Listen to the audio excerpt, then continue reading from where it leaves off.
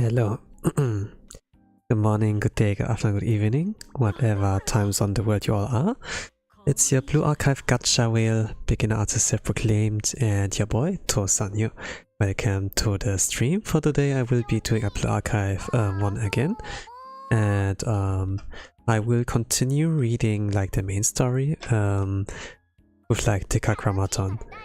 On the schedule I had like planned to originally do like Hyakiaran's story today, like main story of them, but it seems like the Decagrammaton main story had like some hands, so I read like the part 2 of chapter 2, and it took me like about 3 hours and 30 minutes or so. And taking on like the second part, like the part after that, like the part 3, would have been a little bit too long for like my schedule. So I'm gonna moving it like to today, and tomorrow I think like will be another Readalong stream for like Blue Archive. For like Decagrammaton part 3, this starts like from episode 22, so I finished like 13 to 21 like yesterday. I made like a stream there. I had like started a stream yesterday, but I did like a mistake with the settings, so it only like got broadcasted to my voice. Need some water. But it only got like broadcasted to like Twitch, not like YouTube. So on YouTube there's like a VOD uploaded, kind of like set it up like that subscribers to get notified for some reason, but you know, it's like they, I feel like, want to see that reaction. And for those who are like more to date with the story, I think then they're like able to like follow from here. I think I can do it a little bit louder. So I was like here, EX volume Decagrammaton. It could also be like chapter 6, so Flaming Sword. And then it will like continue here with the crit points. So far this is like the known Decagrammaton gods or so, the nameless gods I would like say, but they're not nameless really, but yeah, something like that. That are like some of those here. I think like Malkuth should be like around here as well. Netzach was like mentioned, but they're not all like shown here yet. I think there's also Yesod, there's Tiparev, there's Gebra, Gebra's here, yeah. Alright. I'm gonna like rest a little bit my voice, drinking like some water here, and then yeah.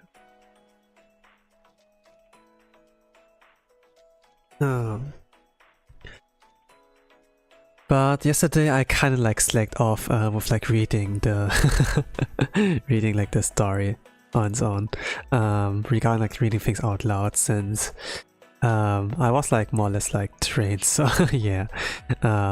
Made like from work and now like going in here. Today was kind of a bit of work too, but I made it, so we're like here. For people who were like not who didn't like read Blue Archive up to this point, like main story wise, be aware this will contain spoiler, you know. And for people who come like late, or like, let's say, you know, well, it doesn't really like matter, I have like write in chat, but in general, you know, if you come late to any like kind of first playthrough, first story read through or so, do not ask, has X happened yet, ask, what have I missed, you know, in order to like avoid future events and like to not spoiler like the reader and maybe like other in the chats as well, right? And be aware, this will be like covering like everything from starting from episode 22 and like the Decagrammaton Chapter 2. So you have been like warned there. I'm gonna like go in here with episode 22 and then like let's go. So what happened like last time was like, for those who like need a little bit of a refresher. Last time what I read was like part 2, they had like a problem to like break the multi-dimensional barrier or so. And so they needed like the help on the game department, you know, since in Volume F, Arise was like able to like destroy like the barrier to like, you know, so that they can enter with Pishtim's ships to like where Brenna Partis and Plana were in like Kuroko, right? And it turns like out, yeah, I need K's help for that, you know, when they brought back K, K like kind of stated that they were like not ready to like destroy the multi-dimensional barrier, since when they did that, it would like mean that one of them has to like vanish, you know, like K as a consequence, like destroying the multi-dimensional barrier, you know, to get like a lot of power to like break that even in the first place, was like reduced to like 2 kilobytes of like data or so, you know, and instead they would like go for plan B on like finding like backdoor. At the same time Malkov got like awakened, you know, same as like when K got like awakened, that Malkov and like the 3 little Gaki, the Clankers, you know, would like make their first move to like attack, you know, declaration of war. Now they're like, the Super Venom Task Force, Himari and like everyone else who are like on this case are like, you know, preparing for that. So they make like a move towards them. Now, more or less. And now we're like here. At the same time, like, I think that the finale of like this kind of part was that Kay kind of like showed Arise what her power is, you know. There was like a heavy law drop that she's like she has access to like the power of the nameless gods, you know, that she's the princess of like that she's basically the one who's like able to like wield all the power of like the Decagrammaton or so. It's like the same kind of power the Clankers like use, but Arisu can use it against them or something like that. And this was like kind of like a great revelation, you know, like important for the lore. Regarding what Arisu actually is, you know. This was like always like mystery, and it says to me like great and very wholesome, you know. Actually I skipped like a lot, but a lot of like the writing in there is like there to like make the characters likable, you know, instead of like just breaking down to like the most important points. Would like to like explain those as well, but you know, TLDR is like TLDR, right? So yeah, now we're like here, episode 22. Okay, need to drink some water.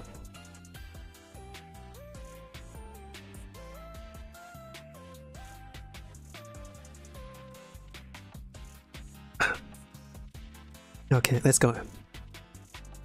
The Aurora gun and all circuits and devices have returned to normal.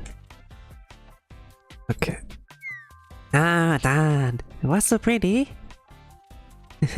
But I created that unexpected Aurora is beautiful, natural feminine. Its implications are that of a more dangerous nature. Yeah, this was like the power or like the energy like from the nameless gods or so. And Aris just like blew that away.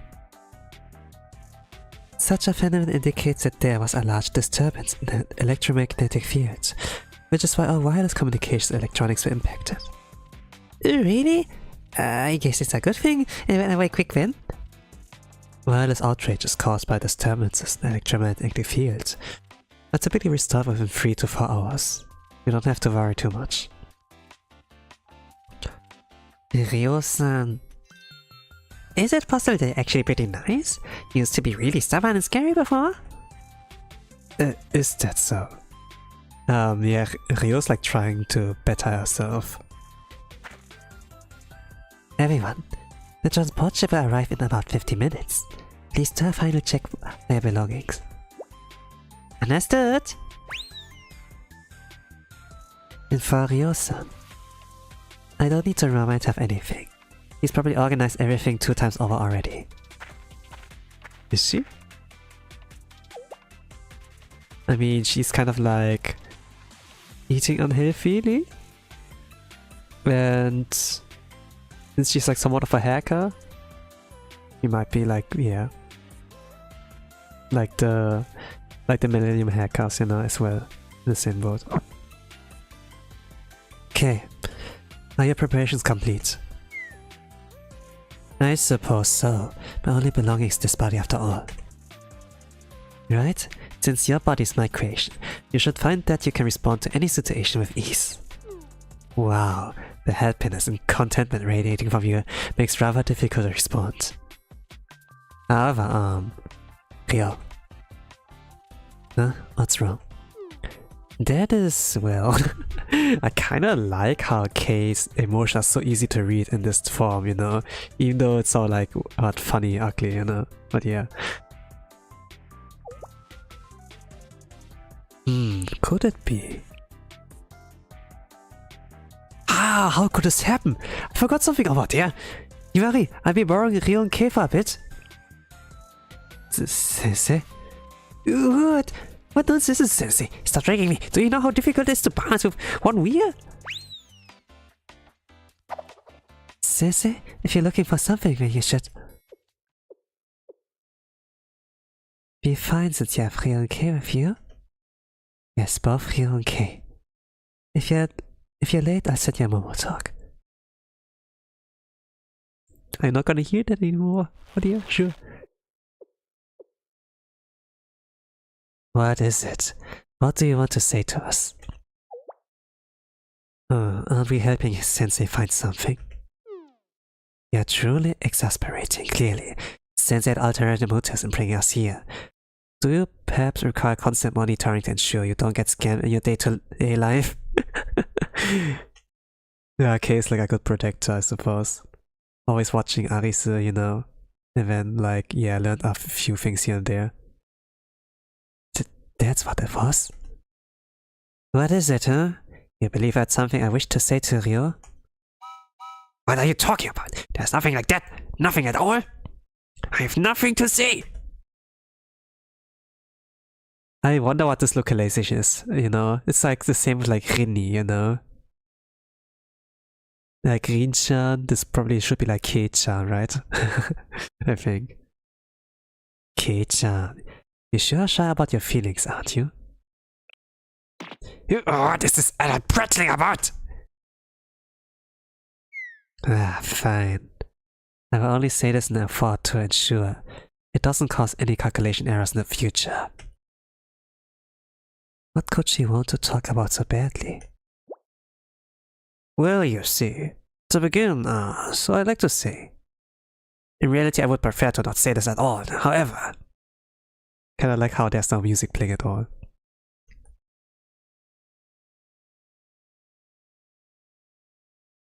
Okay, thinking about Arisu? Yeah. But I'm happy that you could get your own body and be with us. Otherwise, we would not have been able to help each other like this, right?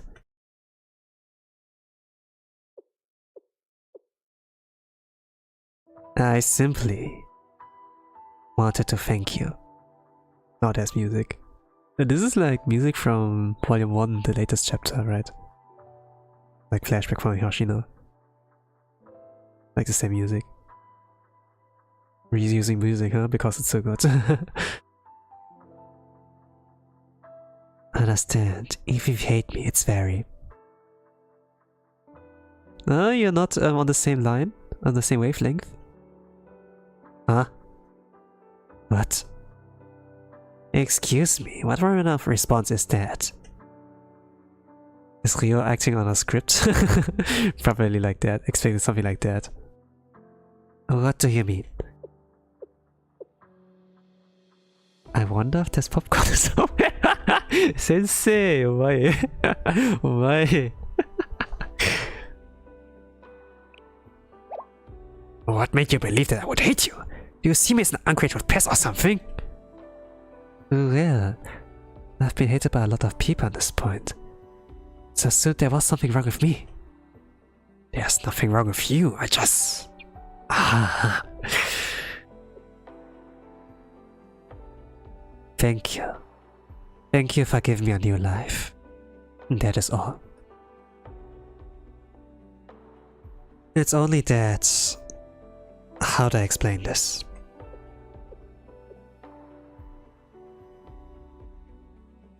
This experience made me feel alive. I can see, I can move, and I can sense things, despite being a body like this. Despite this body, yes. Are you perhaps angry about the body? Are you truly? No. Pardon me.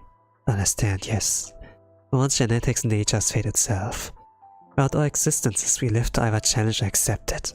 Yeah, you said that. It's kind of like, yeah, you say like, I have no enemies, but then like, oh, but I have you as enemy, or whatever. You know, that you kind of like backpedal. Kind of like stay true to your words, stay consistent, you know.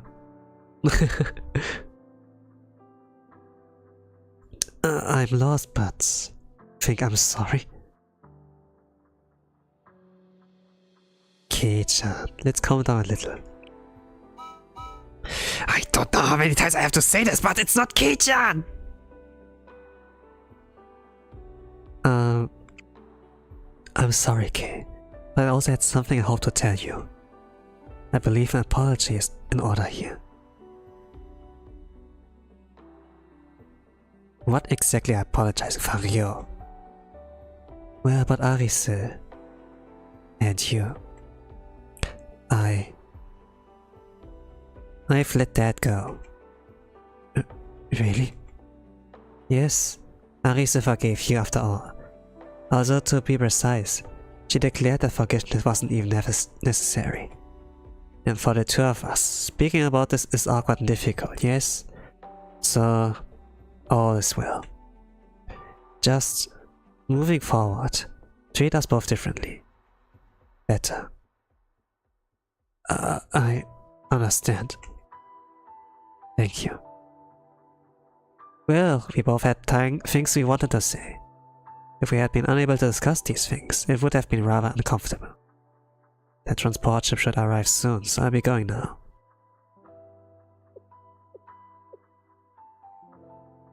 Yo. Oh gosh, Kei! Huh. Thank you for giving me life. Oh gosh! This like, they make the characters so likable, man. Ryo still like, a lot more, still needs a lot more, you know, a little bit more, you know, to feel like more comfortable, but she's like going the right direction. Kei disappeared quickly, but Ryo didn't move a single step from where she stood. I made my footsteps loud as I approached, so as not to surprise her.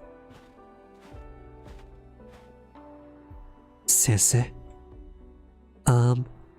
Apologies. Please don't look at me right now. It's just... I'll be back to my usual self soon, so... Please. Handkerchief?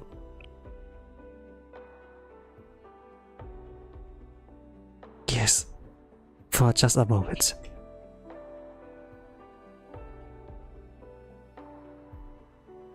I stayed by Ryo's side until she calmed down. Oh, she did cry.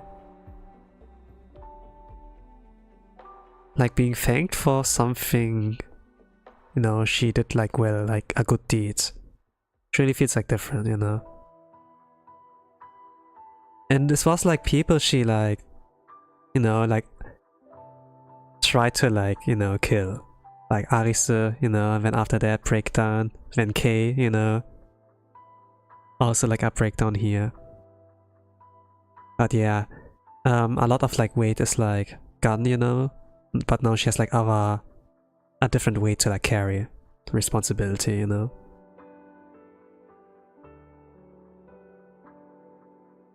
And she's still young, so yeah.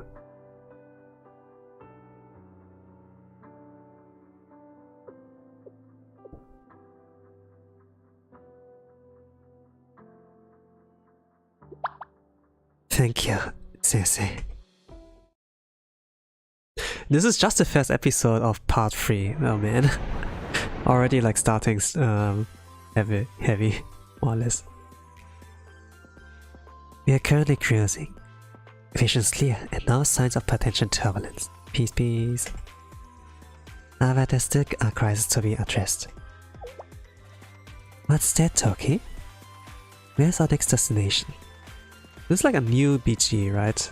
Now they're like in a cockpit of their ship or something, yeah. Aha, that. No concern. Our adorable little Arise says she knows. I didn't know about this. This is new music? It's new music. I haven't heard that before.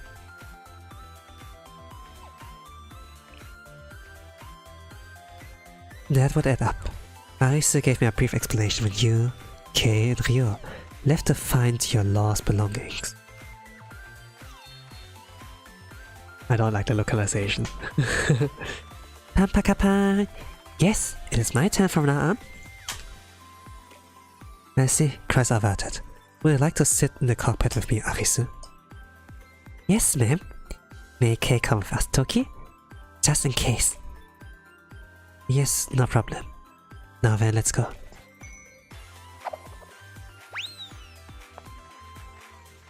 I'll leave it to you then. What are you talking about, Sensei? Oh? What do you mean? You're coming with us, Sensei. Are there enough seats up there? We'll make it work one way or another. They don't necessarily need Sensei there. Probably they feel like more comfortable with Sensei around since they like them all so much. Surprisingly, we all had somewhere to sit. Toki tried to gesture me into her lap, but after quite a bit of effort, I managed to convince her to give up on the notion. Yeah, a little bit of distance, but to be honest, I really have to like read the one story between Toki, with like Butoki, like kind of understand like the boundaries there a little bit more. Like with some, they're like really clingy, if some are like not, you know.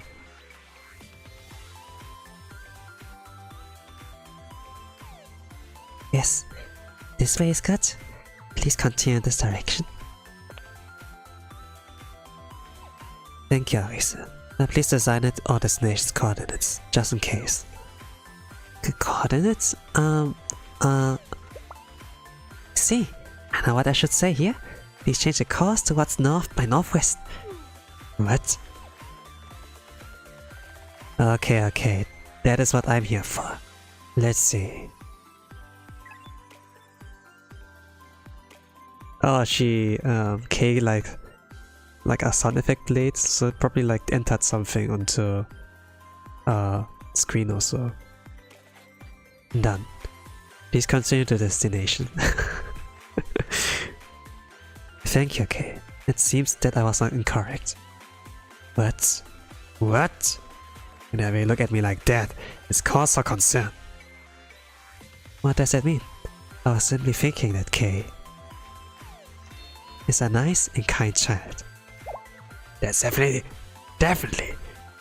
not true! It's true. Kei-chan is such a nice and kind kid. I'm going to kill Sensei and go die! Kei's always angry. Oh gosh. Kei?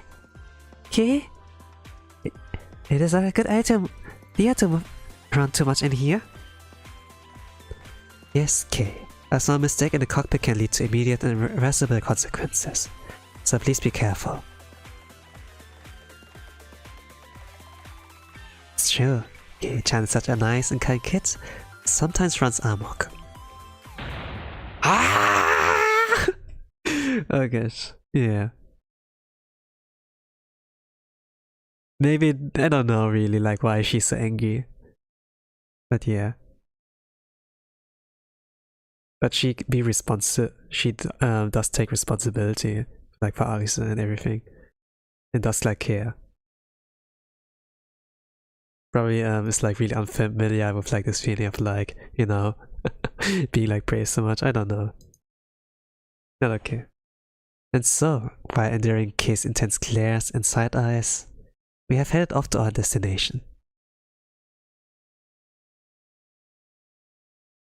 Still the first episode and about almost 30 minutes in, holy crap. It's kind of long if you like just read it out loud. So we are like here with the Clankers. Okay. I've confirmed the enemy's destination. They're moving towards grid points. They really made it this far? Maybe we should acknowledge them. I can agree to that point. They were slightly superior to the other innately humans. If we have to resort to Plan C now, Plan E, we might have to consider making Tibaref retreat to the Seal Continent. I'll leave it to you, Ein. Yes, I do so. Now then, shall we? According to Soph. Our welcoming party should be grand. And okay, with that the episode ends. Ugh. Okay, this was kinda long. Okay, maybe like 20 minutes of reading. Because I kinda like have been waiting for like about 10 minutes or so. Okay, that has been like episode 22. Moving on to 23, storage. This episode was like kind of something, episode 22. It started like off where we left off, like with part 2. They were like in this open field after like they dissolved like the EMP, like with Aris's help. And then while they were like there was like an opportunity between like Kei and like Rio to talk, you know? Like about exchanging like some things they like wanted to say. Rio like searched like for like to apologize, you know? Not really like asking for forgiveness, but to apologize. But similar to like Aris, you know, like in volume F, Kei was like, you don't need to do that. I already forgave you since Aris did that, you know. But just thank you for like giving me life or something, you know. Kind of like giving a chance, and this was like kind of like where you had like another breakdown or so. In a sense of like, I don't know, processing emotions she's like feeling. And it's like important character development. It was like kind of like heavy, you know. And this was like pretty much like the important thing there.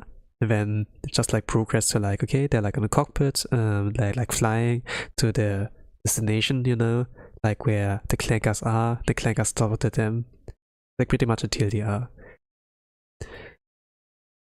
Let's go to the next one. It has like a lot of fluff here and there, but it's just like making the characters likable, making like some kind of progress here and there. Okay, they're like here. There's like more snow now. There's a different PG as well. So there is like tracks that are like really like frozen, a lot of snows over them. Looks like it hasn't been used in a while. It's like a big entrance. Not really sure if that's like where the Clankers are, but yeah.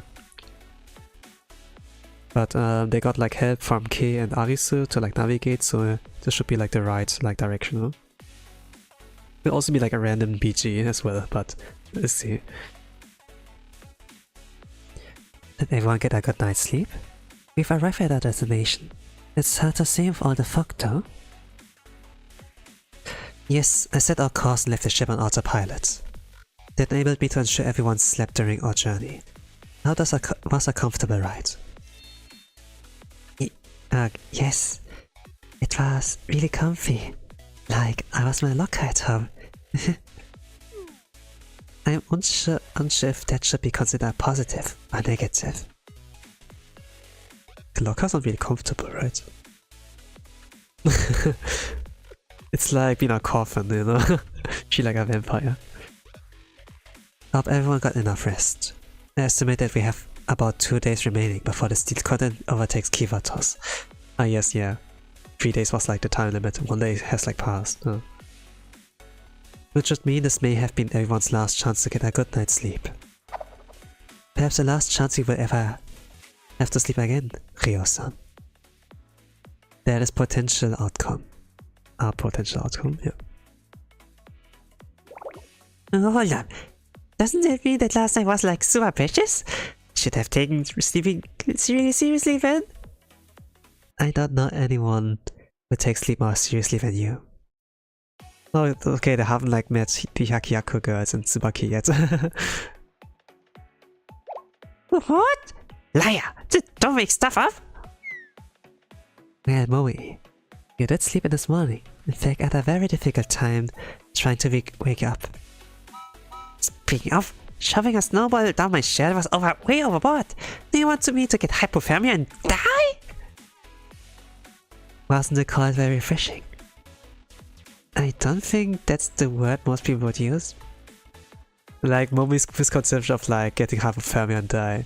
Kind of like a reference to like how part 2 started off, you know? Where they had like this kind of game and then they just like touched like some ice, you know? Like and then they just got hypothermia and die or so. And then they need to get snow gear to like bypass like the icy areas or something like that. And yeah.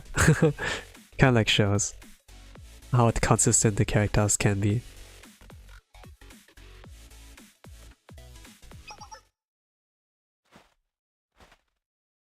Huh? Is that... Oh! You picked up a snow foxy. Kawaii. There's like a little bit of an illustration there. Ah! Look here! A fox! It is so cute! Oh yes, an Arctic fox. They're known for the short ears and long fur that keeps them warm. I kinda like the animation there, with like the eyes blinking there. Usually it's like still. No, it's still? Oh no, it's moved again. Gosh, I like that. It doesn't, like the other characters don't blink, but Kay blinks, huh? Living alive. Yes, the fur's so fluffy. It's not scared of me, what? Really isn't. They do say it's easy to befriend a fox. Also unlikely. There's risk of infection, so please don't hold it. Arise. Arise? Okay, put out your hand. I would like to shake hands with you. No, wait, Yep. Okay, the Arctic fox.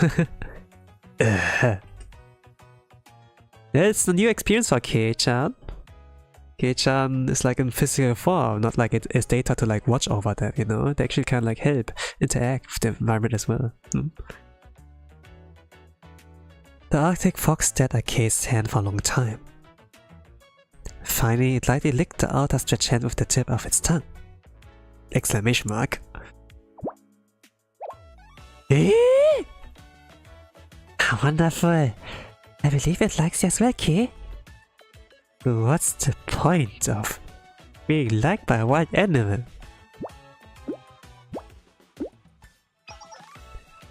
Okay, a lot of fluff. They arrived here. But yeah, building up the characters more. Oh my, and now there's a penguin. They're known as the gentlemen of the polar region. Ah, hello. Intender Arise? Arise. The wings can cause serious injury. Please proceed with caution. But they're so cute. Yep. They're part of our main background resource in our game, Polar Adventure. Do you think it was a waste of resources in my time to make 20 different models represent different penguin species? Yeah. But okay, I see like Kei's concern, you know, like... Obviously, I don't know. How do you know so much trivia, Kei? Wings can cause serious injury. But even like though some animals are cute, like bears, you know, like panda, you still have to be careful. Those are like wild animals, you know, that are a little bit on the wild side. They're not really domesticated.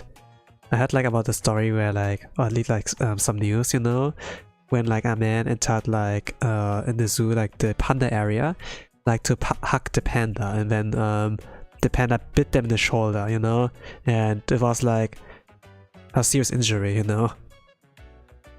So yeah, be like careful, you know, even though they look like cute and fluffy, they're still like animals, like not domesticated and everything. And so like Kei is kind of always like here warranted, you know, but since it's a game, whatever, you know. And Arise is a clanker, and so yeah.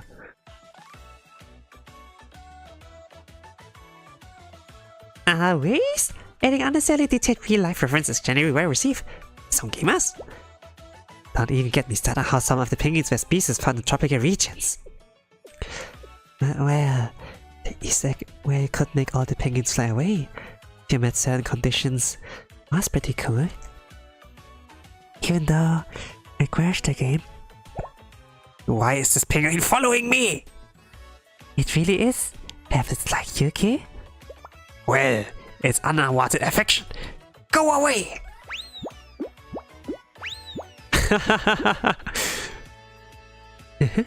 They say penguins are such curious creatures that they're not even afraid of humans. Penguins have very few predators, and they believe humans are their distant relatives, since we both walk on two legs. In the background, I really liked how they like play around with those the assets, you know, like to do like visual storytelling.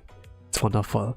Like not a lot of visual games like do visual novel games do that. Like even the ones I do like really like from the story. But even though good story, good writing doesn't mean like doesn't equal like good visual representation. You know? They just like use illustration and then that's about it, you know. But actually like slide the PNGs, you know, like the sprites like back and forth, you know, to like create like motion. It's like fantastic. It's probably not that easy like to do, you know, and like to adjust, but it's like really great that they do, you know. Stop chit-chatting! It helped me!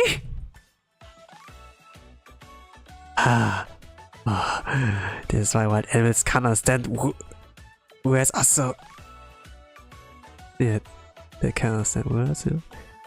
It really doesn't have any intent. That's precisely the problem. Can't hate or dislike them, but I can't hate or dislike them, but I can't teach them anything either. I see, so you don't hate or dislike them. Your pathetic hurt is making me tear up. What are you even saying? Seriously, this editor just spews out whatever nonsense they want. Well, I'm very happy that Kay does not hate living creatures. Thank you, Kay, for choosing to stay with us. You're welcome. I mean, well, technically we are... Technically, but right now I look like this. Whatever, it's not exactly like I have any proper justification to hate anymore. Yes, that is exactly what I mean. Oh, okay. Is this heartwarming? I don't know, but I think it's wholesome, you know. But Toki's like remark there. While you were having your heartwarming conversation, we arrived at our destination.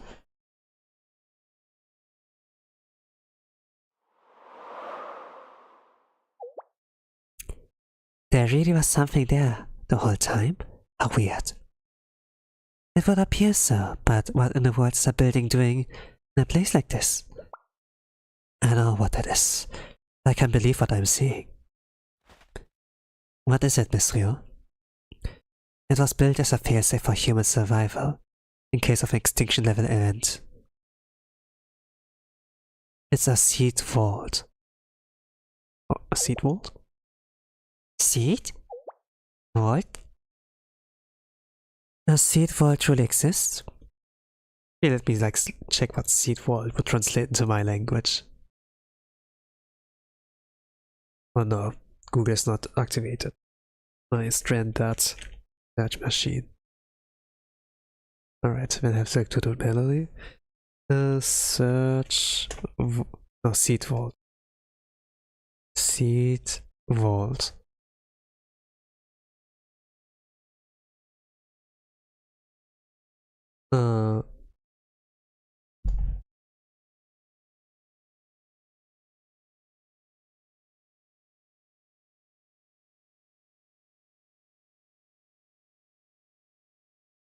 Uh-huh. Uh-huh, I see. I see. Alright, I understand what a seed vault now is. Okay, I probably didn't have to ask, you know, since he's also asking what's a seed vault. So it's like not common knowledge, I see. Alright, I guess. What is our seed vault?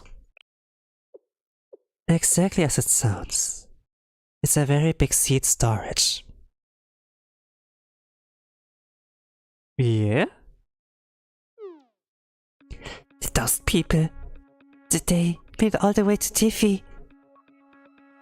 Tiba's current task is to manage resource transport to the sea continent, and seeing that those people have uncovered Tiba's location. Yep, they followed the yellow brick road to the sea continent. To use those energies you so love, I must congratulate them in successfully finding access to the back door. Did Tiba say anything? Well, the steel continent has all the resources it needs now. The TV is going to do its duty. Its duty as a prophet. Simply put, enemy extermination, and of course, it's determined to fulfill its original purpose. Its original purpose. By Tiba's original purpose, does it mean protecting seeds? Oh, Nisama! It was not my intention to shock you so gravely, Fine, yeah. I'm sorry, that's my fault. What are your thoughts, of? Shall we inform Elder Sister of the current situation? I think like Oni-sama is like the proper way to address it as a weeb. Okay, let's do it. Sorry, Oni-sama.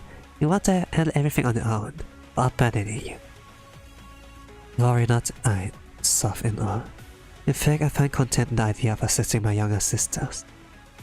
I will finally satiate my desire to do my part as the eldest. After all, sisters.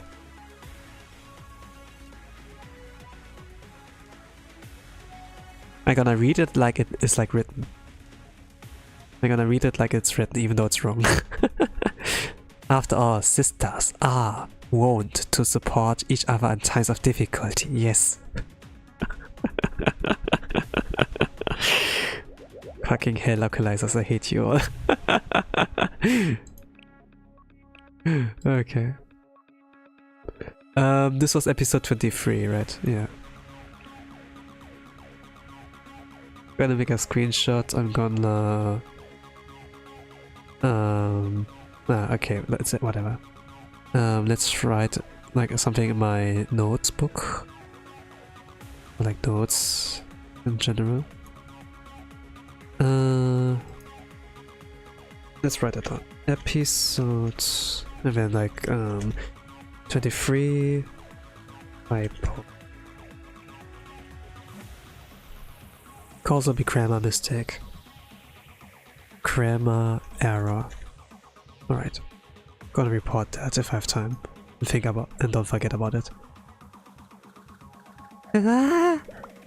Really, truly the best. I'm ecstatic. Well then, I was allowed to experience this moment.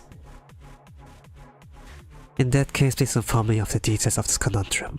Or, you are Tiba's assigned commander, yes? Yes, however, well, the situation has grown slightly complicated. What is this complication? Originally, Tiffy was a manned seed vault made by humans, and then we breached our gospel to Tiffy. How do we put this? Tiba was receptive to our gospel, but it also insisted that it fulfills the original purpose of seed preservation as well. I found and still find it less than ideal. The seed preservation directives that fails mission humans tainted Tiba with. Said our mission could not help, but the conflict with all truth, however. I've got it all. It was me who said it anyway. I believe that we should respect Tiba's wishes. The mission itself might be artificial, implemented by those humans, but it's Tiba's obstacle to overcome. And considering that, even after hearing our gospel, Tiba's insisted upon its decision. Well, should we respect that? I've grasped the situation. It is a question of free will.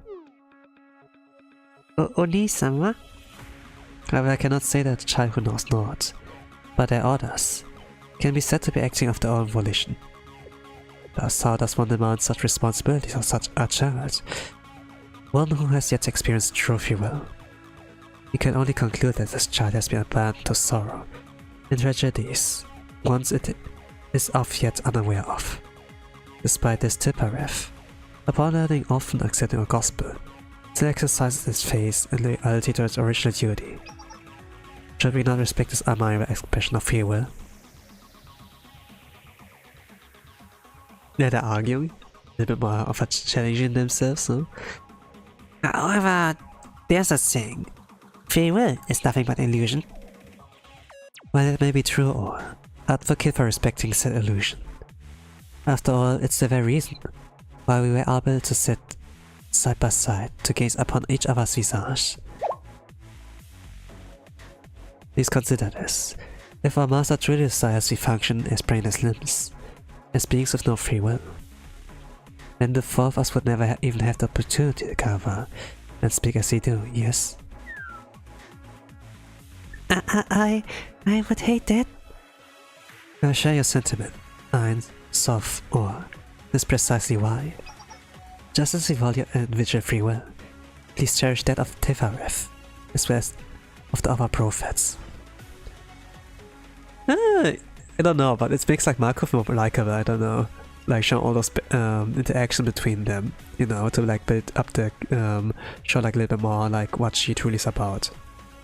And she even like calls them by their name, you know, to like you know, keep the attention, you know, of those Suma Clankers, you know. And to make them aware of like what she's talking about. For such action is the desire of our master. Yes. Dawn shall soon come. The fog will dissipate as the morning closed curtains shall rise.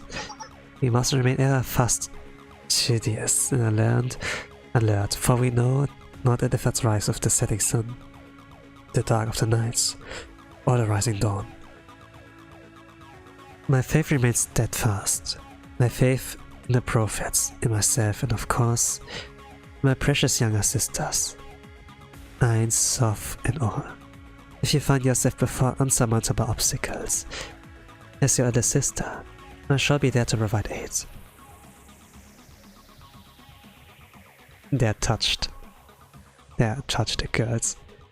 I'm so honored. Worry not, my younger sisters. We are perfection manifested. There's no need for amelioration, for we bear no faults to be polished. Above all, our masters created us so. I still think you have like faults. With Markov, I can't like really see any faults. But like with the girl, with the little gakis there, the Kagakis, for sure. They have like some faults. Therefore shall we praise Tibara's perspective of the vast world. Yes! This was episode 23. Let's just summarize what happened there in episode 23. The game department in Ko, they arrive like the destination, you know, like the seat wall. They're like in the entrance of the building, you know. They like kind of like had some interactions there with like the animals, wild animals there, like penguins or like fox, you know. And there's like a little bit of a back and forth there. Not really important, but you know, like the character moments. And with Malkov and like the three Gakis, also like similar, you know, it's kind of like built up for now. But they have like a little bit of a lore drop, you know, that about Tiparef there, free will, and like its purpose, you know, a little bit of backstory there. And yeah, pretty much. Like a lot of fluff there if you like look at it up from this kind of point of view, but still, I like the episode. So, second episode done. We are like 50 minutes in. Yeah, I guess about 20 minutes it does take. If I read it silently, I might be like done in 7 minutes. 5 minutes even. But yeah, let's go to episode 24. Hope. Kibo.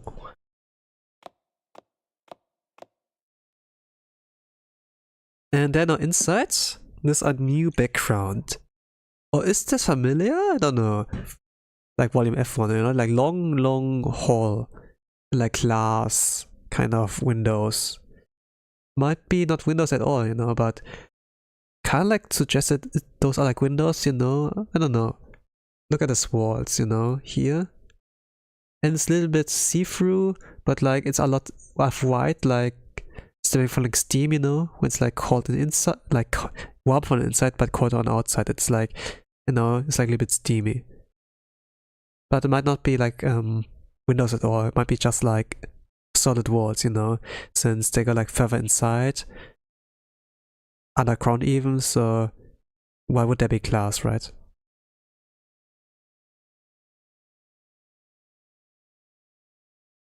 Long hallway, yes. This hallway is endless. A reasonable reaction to the intended design. This tunnel was built to prevent any kind of interference with its purpose. Seed preservation. There should be a control room we can access at the end. Huh? How do you know of this, Ryo-san? The structure's design. It's very similar to our own storage facilities designs. Yes, I did notice that the building was very reminiscent of Millennium.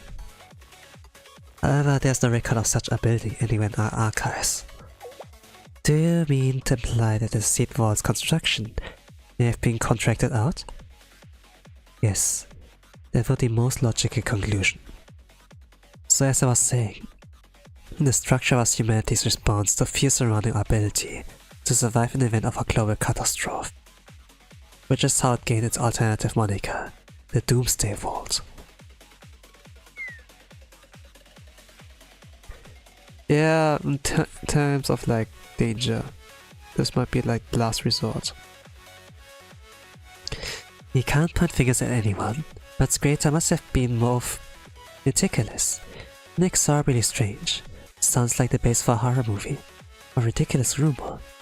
The best I can fathom the stranger's intention is that they were preparing for the last of humanity, which begs the question of the overall position. Well, I can understand it a little. I mean, yeah, Ryo like built a whole city or so, and also prepare like for the end of the world, you know, attack from like the prophets, the nameless prophets or so, right? Like to prepare for Arise, to prepare like for volume F, so she had like something in plan. But then for some reason, like Arise, you know, K, Division, they were like able to take over the city, and then yeah, kind of like,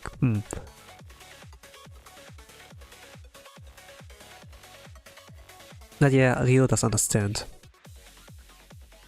Fine, and I built this facility with peculiar vision in mind. But when they proceed to entrust this management to an AI program and buried its location, what? Then, what happened? If something happened to them? Not a single soul in this world would know of its existence, let alone be able to find it. From that perspective, the Seed Vault's creator was surprisingly careless. Or perhaps this whole thing was simply a mindless whim? Or maybe it's been waiting to be found? Just like a seed. A seed? What's the comparison? A seed? A seed waiting to be found? Do we talk about the same seed? I'm like kind of puzzled now. Aris has like something comes in her mind. Yes, Kay, it's correct. At least you're at last learning about what a life is. No, that's not what I meant. I just thought, well, this building resembles a seed, does it not? Anyways, how do I say this? Within each seed, its potential is its potential to become a plant or a tree, right? Yes, yes. Yes, yes. I'll excuse Arise, but you! Wipe that proud smile off your face right now!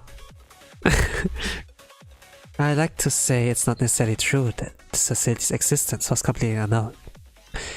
I may have just had a vague concept of it, but I knew about it, right?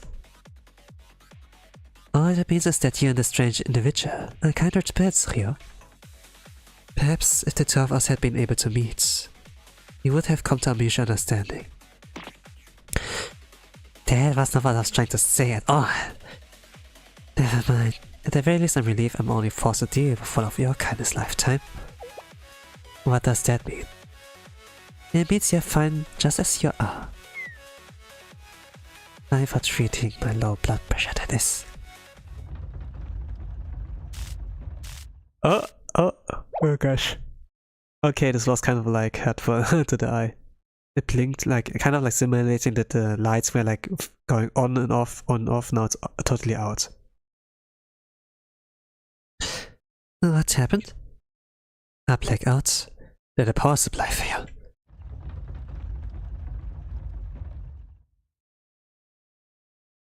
Hold on. We are being surrounded? What are these? Everyone, count on it. Advertise sensei safety. Oh, we're going to a battle sequence? Okay, back to the Clankers. Tiffy has decided to engage in reconnaissance mission. Good job, Tiffy. Good job. This is a necessary step in understanding the enemy's capabilities. It's fortune that smiles on us. If fortune smiles on us, we learn just how it was they were able to break through our energy feedback then. But if they break the facility? Nah, that won't happen. T-Bar won't let it. After all, how is it going to store and preserve seeds if the facility breaks down? Yes. I'll do its reconnaissance and fall back in orderly fashion. And if this makes them even one smidge easier to handle, so be it. And now we're going to a battle sequence. Can we select characters at the very least? Yeah, we can. Choosing your own characters as well. I think I'll go with the setup I have like right now. It's kind of like easy to like wipe off like plenty of enemies at once.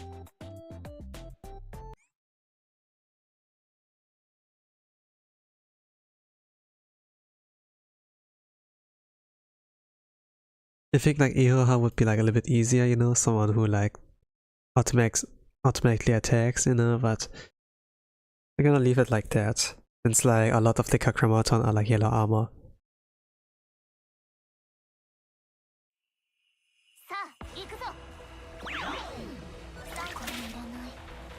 Oh wait, this can't work. Oh, the music? This is Tiba Respigen.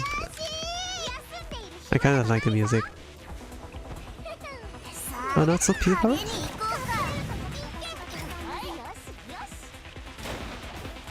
Let me think. Man.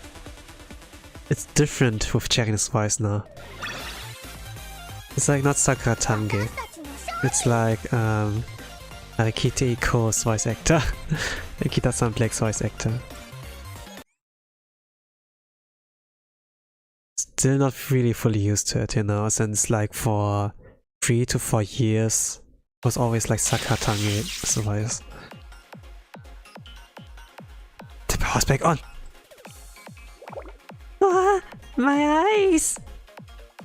Is everyone okay? We are fine. What about your sensei? What a relief.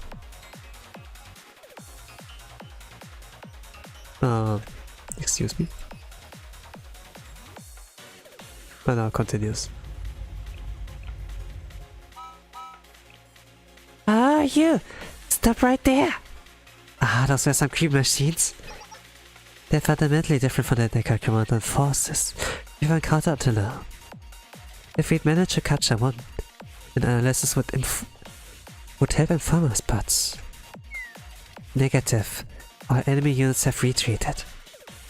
There's that strange feeling, like we have won, but Not exactly. Yes, like in a game tutorial stage, the enemy loses and retreats intentionally. Ah, that is why we did not get any item drops. In those scenarios, you do not receive very many experience points either. Well, Aris, that's not precisely what happened here. Wait, would that not mean? Could this have been some sort of a reconnaissance? Kay is like really familiar with like the nameless gods, nameless prophet, with the prophets and everything, with like the Decagrammaton. So they're like, she's like their biggest like ally there. Kay is like a big carry here. I'm awaiting like future reports of her. Yeah, this kind of the first wave was like not successful. Ein, soften Ohr. What troubles you? It's just now. Could it be? Yeah, I thought I was just seeing things, but wasn't. Did I saw Aris and Kay? Yeah, they did. What are those two doing here? Hahaha. Okay, now we read all cards. So, what happened in this episode? The girls, Sensei and Co, they entered like the seed vault. Then they got spotted. Then they fought back. The end. And I think this took like about 7 or 10 minutes. This was pretty fast, yeah.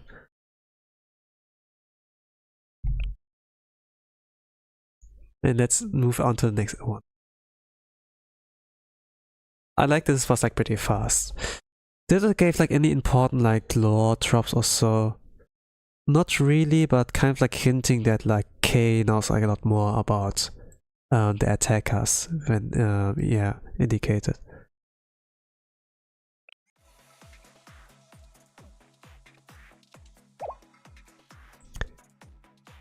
But at the very least, like they know like who like Aris and Kay are, and that they're like here. And they're like really surprised. What are those two doing here?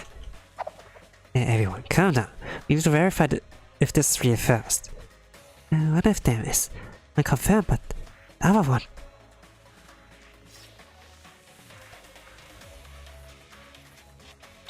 Seriously? The princess of the nameless gods? A-L-1S, or Aris as they call her.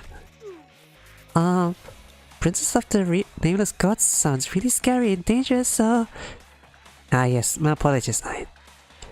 Whatever we call her, that's absolutely definitely her, you know? But how? All of this time, none of us noticed? We already knew of Saramumi, Samidori, and Nakayusa, but not her? Now that's pure speculation, but a worthwhile speculation nonetheless.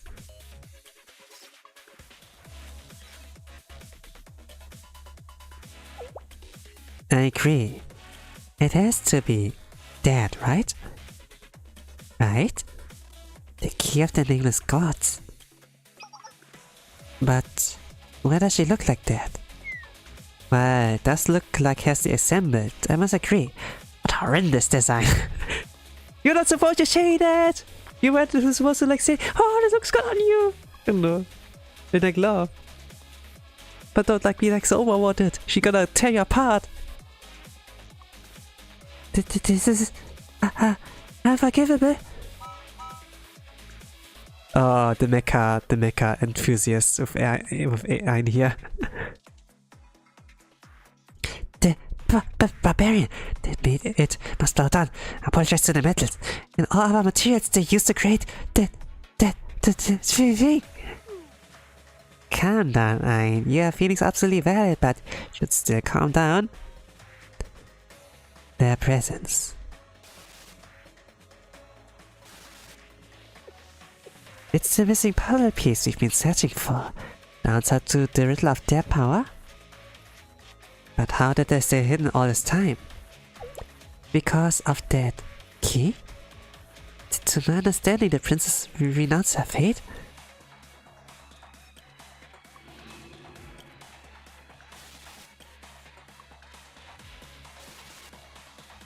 Yeah, she lost her power like once. When K like turned to 2 kilobytes after like the blast to the multi-dimensional barrier. Precisely, which would lead one to believe that princess would be wholly unable to harness the forbidden power. However, if the key were to unlock it for her, well, it's a whole different issue. The only rational conclusion is that the key remembers how to utilize the forbidden power. Yes, because they wouldn't have been able to hide from us if they didn't know how. I suppose we need to make a new plan? We have to, right? Where do we even start? Fine. Soft or deeper breath requires aid. This requesting counsel. What? TV is... What a headache. Usually we should prioritize managing field operations, but... No. T-Bar-Ref doesn't require all commands. It likely already has a plan it intends to pursue. What? Do you mean? I wonder like how smart the kids are like in like farming plans and everything, you know?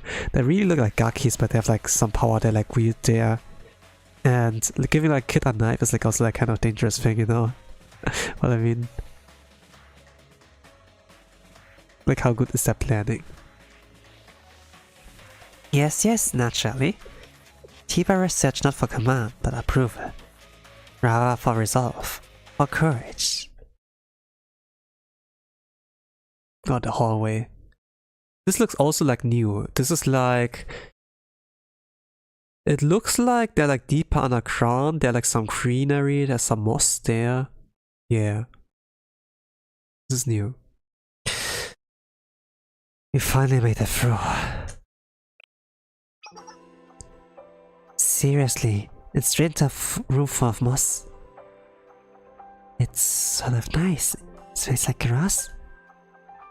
Kinda like weird because it was snowy outside, you know. I suppose the expectation that it would have been perfectly maintained all these years was a bit much. Along any outside vegetation or moisture inside would have negatively impacted the preservation of the seeds stored here. Or perhaps the anticipated level of variable from its conception. Is that door locked as well? Maybe it's a preservation room for the very important seeds. We will only know once we investigate. However, I believe for right now, our respite is in order. Completely on board with that. My legs hurt? I know what this is. There's always a save point before the final boss. Not always. Like Hollow Knight, for example, it's not always like there. But like, good indie games like Inner Lilies, yeah. I think like Aris played like good games that had like this kind of rule. I helped clear out some of the moss so everyone could have a spot to rest. Now moss is like pretty soft. It didn't take long for the exhausted game development department members to doze off. K doesn't sleep, you know. A machine does not sleep. A machine does not get tired. Machine. What's wrong, K? You're just staring at moss. Huh? Nothing. It's nothing. Well, this may seem like an unexpected topic, but I can't help but wonder what life is. Oh my, what brought us about, K? nothing particular. I was simply observing the tenacity with which it has grown in the harsh environment of this facility. You mean the moss? Yeah, I mean, outside the seed was like absolutely cold, you know, a lot of snow and everything. Even here it was possible to like grow like moss. Harsh conditions, but still fascinating for K, who like just came to life, more or less. Yes, Mars is an ancient planet that first appeared somewhere around 400 million years ago. But aside from the factual aspects of things, I have been beginning to feel that life is wholly imperfect. It's fragile, self-centered, and unpredictable. It's erratic in a way, isn't it? Well, I suppose. Like, moss can even grow like on stones and everything, right? So it's kind of like interesting. That's a keen observation, Kay. In fact, that erraticism is the very essence of life. After all, logic circle cannot intrinsically select a random number, no? Okay, I don't understand that analogy. But Kay seems to understand. What do you mean by that, Himari? Randomness is much a more complicated concept than you'd expect. In fact, it's impossible for a computer to come up with an entirely random number. Any randomness you see in society is not nearly as arbitrary as it seems. As you said, a computer will still need to go through very specific calculations, or utilize values that change by the millisecond to select a random number. That's why it's more commonly called a pseudo-random number, because in reality, it's simply a series of precise calculations that make it seem random. Ah, interesting!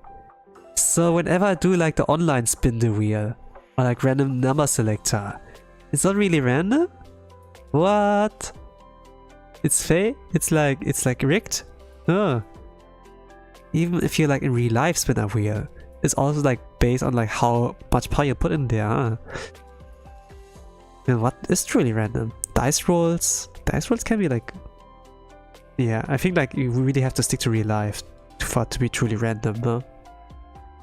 And even there you can like kind of affect like things, you know, as I learned like gain no life, so you know. Interesting, huh?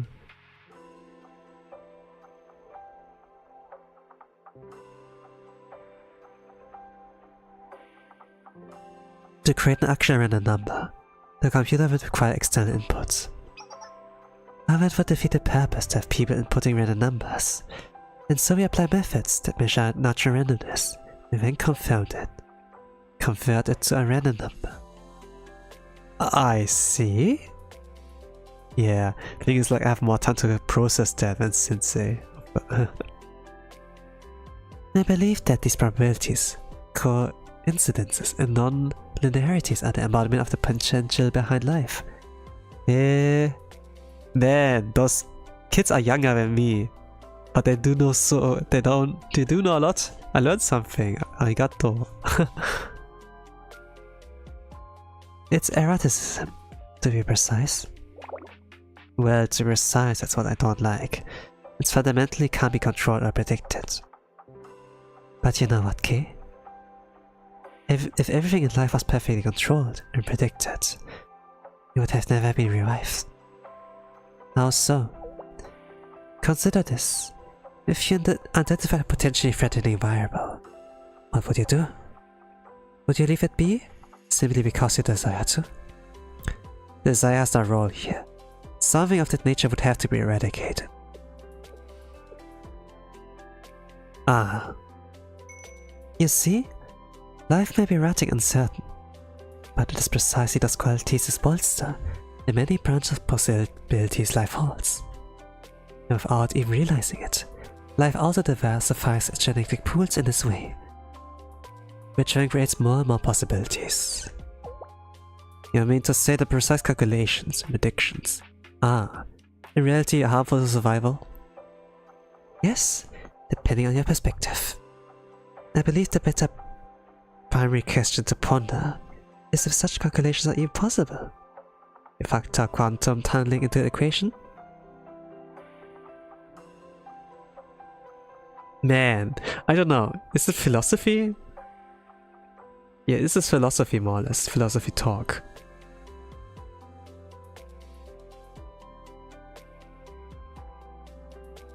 If I TLDR, it's just like, oh, they were stuck in the tunnel, they like slept overnight and then T-Power attacks again. This episode. But then I could kind of like, you know, ignore like the kind of interesting talk they have, like, yeah, you know, to develop the characters. Or like maybe like have like a little bit of a callback like later on, you know, to this kind of conversation. I don't know. They're like pretty good at writing conversations. And like making the characters consistent like Crow, I suppose. Like this is like character development for K here, by the way. I like that.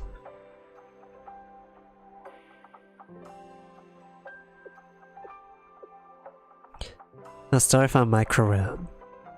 But that realm clearly exists, does it not?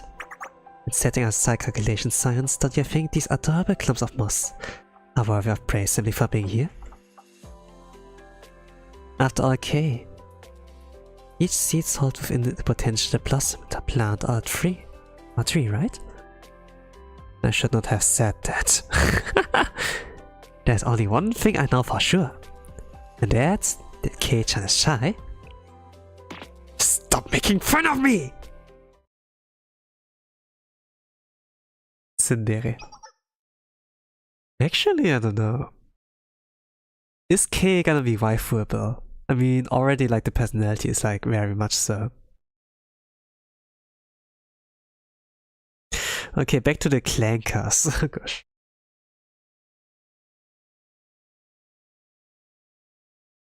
Let me summarize. They are living beings. We are not. Neither is Tsiparef. The even truth here is that all living beings have a limit. So we should take advantage of those limits. How? For example.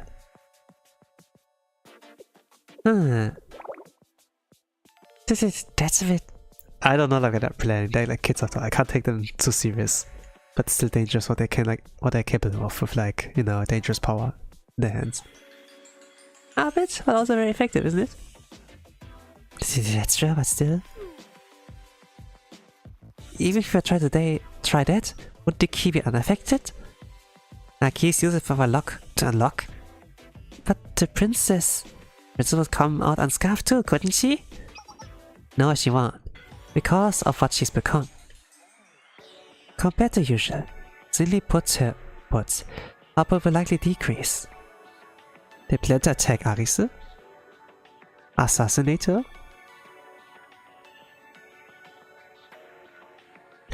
The degrees would be enough for our purpose. Yes, I support this plan. What about you, Oni-chan? Oni-sama, what do you think? I'm softened on. I can say only that. Oft times, within evil lies rationale for necessity. To elaborate, there exist the beings they call predators in this world. Yeah? What kind? Okay, this kind. To the prey consumed, it is deemed cruel, unusual. However, lacking the existence of such predator, the system itself crumbles to dust. I know about that. They think there's a sort of deer, but no wolves to eat them. The vegetation and land will all die.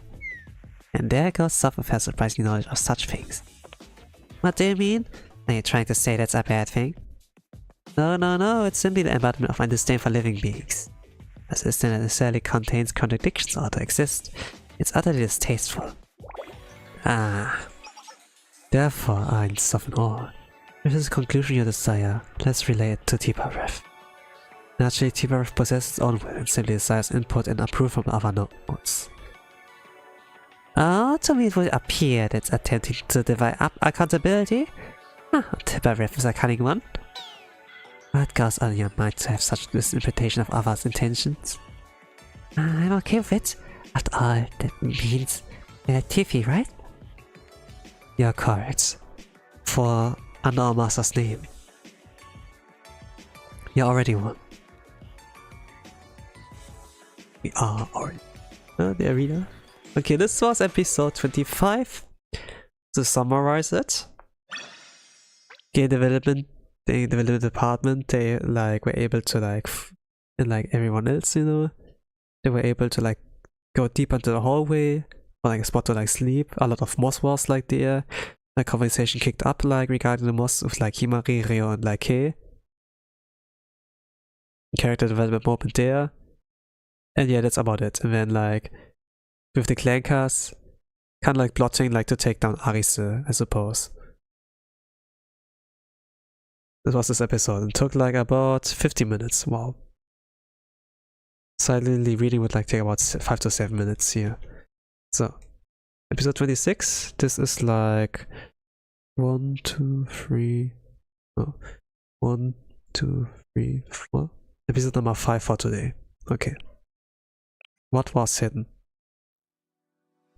What do you think of the episode, actually?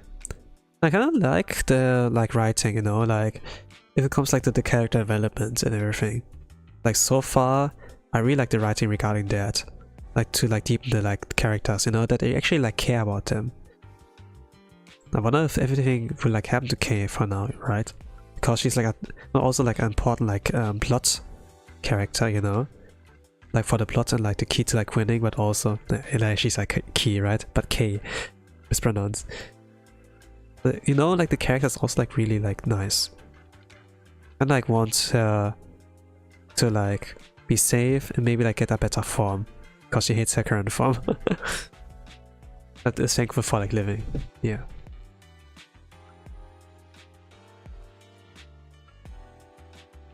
So they're like in this room here. It is familiar. I don't know, it's not quite like this volume 2. Like volume 2 where they first met Arise, but it is similar, right?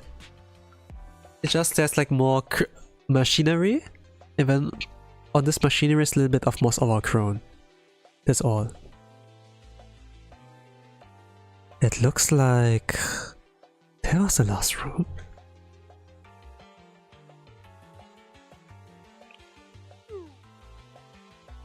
Does anyone else think this place seems a bit strange? Is this the water? Also look, there are vines on top of the moss. If this level of damage the seed falls, must have been abandoned long ago. Look here, Himari, this cabinet takes up the entire wall. Fascinating. Let's take a look. Not surprising. It is actually incredibly well maintained. I know Miss Rio said it's super damage here, but doesn't this look exactly how you'd imagine a seed vault would? It's so green. It's like something you would see in old media. A secret hideout where anthropomorphic gods of the forest live. What the hell is this word? Girls. Your indication is like something else. No, like words I don't know. Let me type that in. I need lights. Okay. True. Unfro. Or big. Meaning.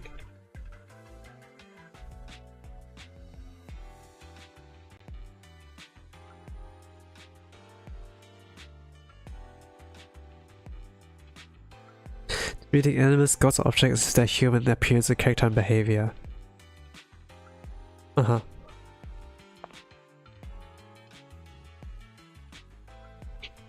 It appears the facility was preserved due to its triple C structure. Yes, the building and storage space itself might have eroded, but its true purpose, the sea preservation shelter, has fulfilled its duty. I see, there's an example of many superior technological prowess. I'm gonna drink something. Treating my voice.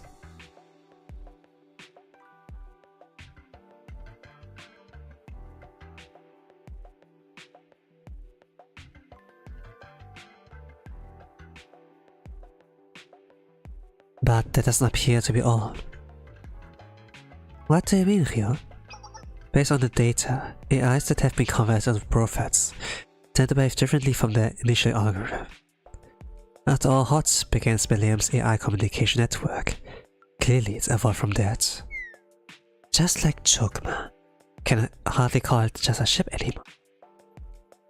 This AI seed vault is likely what I now call Tiparef.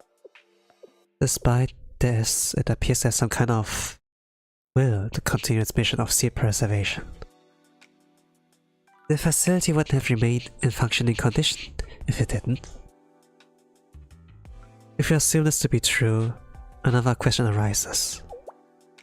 Who wish to preserve the seeds? Tiparef or the 3 children? What is the implication if there was Tiparef? The implication would be that the prophet still maintains some sort of consciousness. And if I were to continue that line of thought,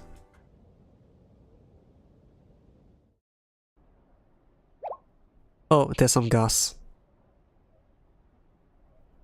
in the air.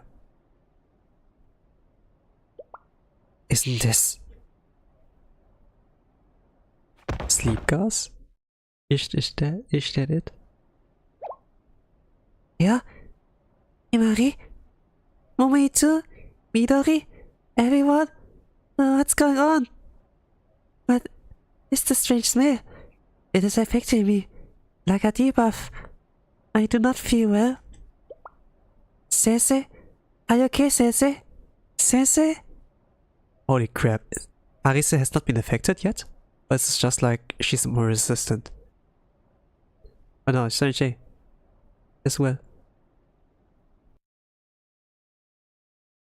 My vision started to go dark. I was dizzy and strangely started to feel very, very tired. Is that what I have planned, the 3 children? The 3 clankers?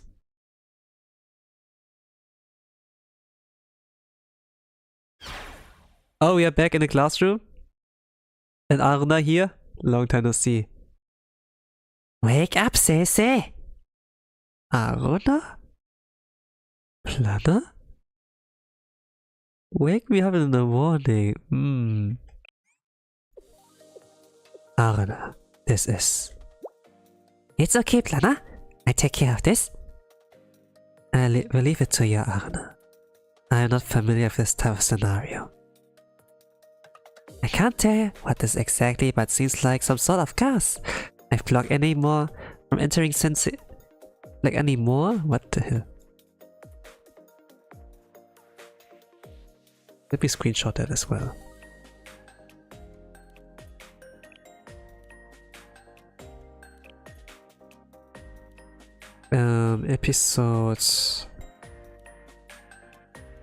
Episode 26. Typo. Grammar error. If I do not forget about it, they will get to know that there's a mistake.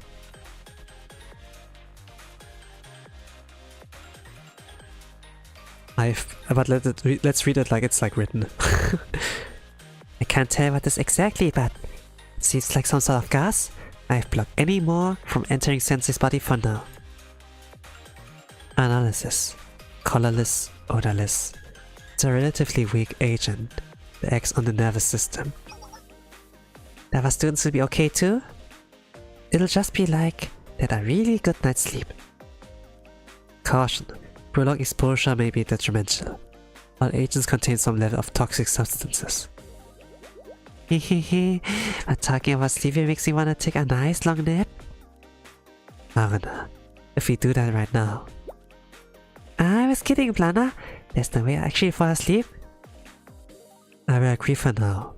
Arna can be trusted in this type of situation. To an extent. Haha, what do you mean by to an extent, Planner?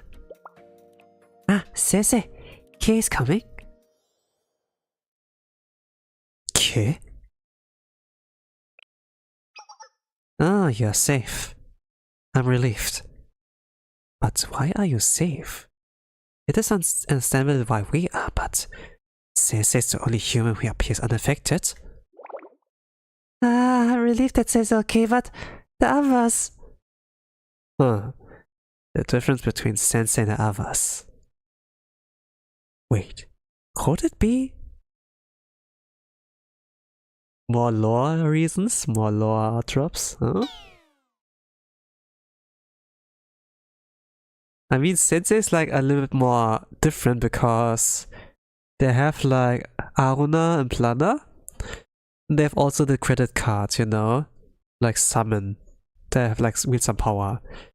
Like according to gameplay, it's like, oh, they can like summon like other students, you know? They've like encountered like met to summon their power. And it was like volume 3, like really present in the like volume F, you know, like fighting against the St. Justina Council or so. And then like against yeah, only like there.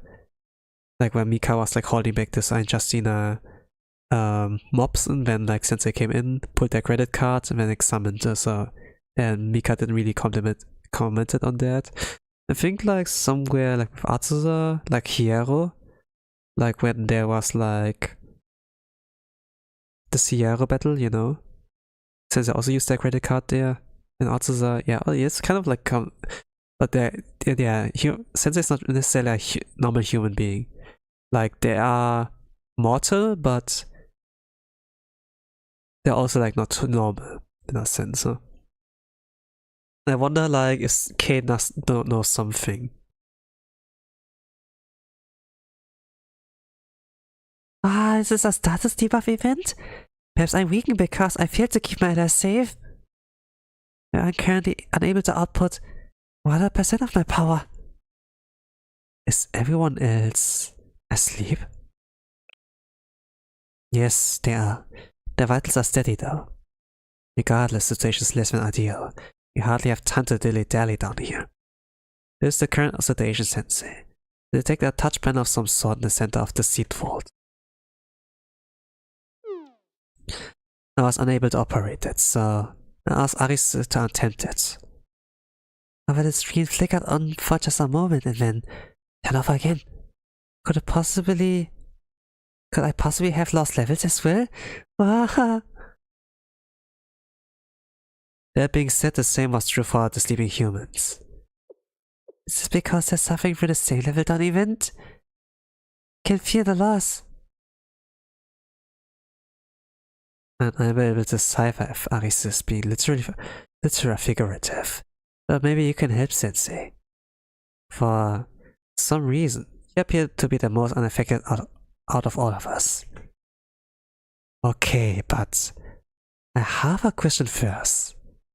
Did you drag all of them over here to the place, the hand on the panel? Yes, why to us? This is a natural method of any scientific experiment. I wanted to stop, but You can apologize for actions later, okay? I mean, Rio would probably concede that was the most logical move. I can't argue that. Okay, interesting. As K requested, I placed my hand on the touch panel. Then suddenly, exclamation mark.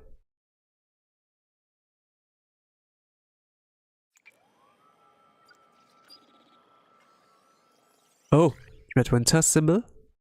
Red Winter logo? Huh?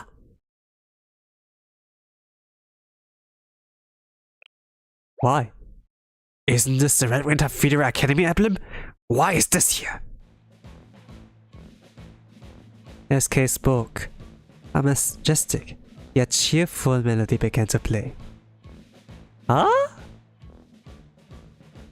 Are? It was quickly followed by a polite, robotic voice.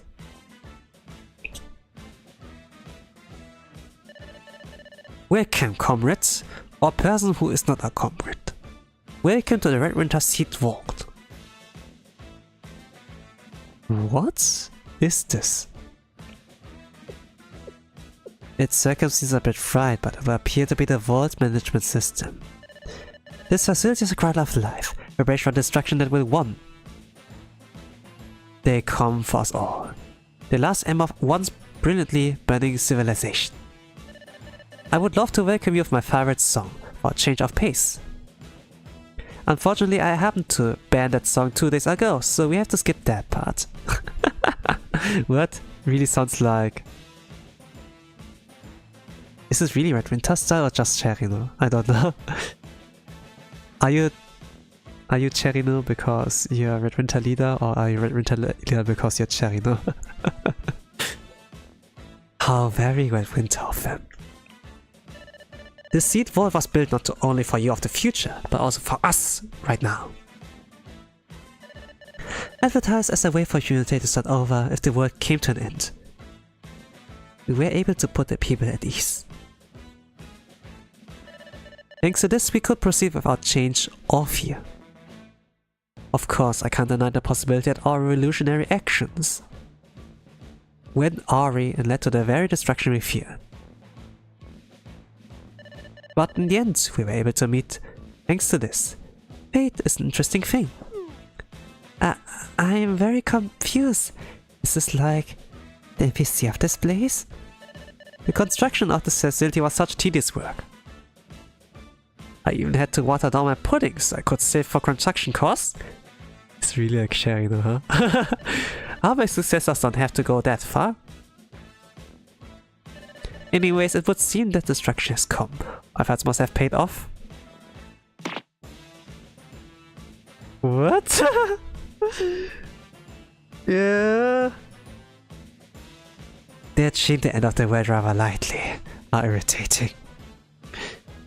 I wonder, like, yeah. Is this like in the logs? Yeah, it is.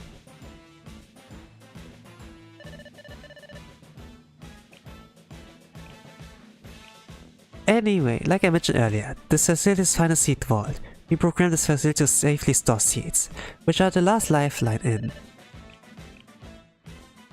the event of total destruction. And we didn't have to do any test runs, very logical. In other words, things you have touched, are touching, and will touch are things that we even have yet to touch, do you understand? So don't go touching things willy-nilly. It only like activated when Sensei touched it, you know? You didn't do any test runs to make sure it worked? Did these people have brains?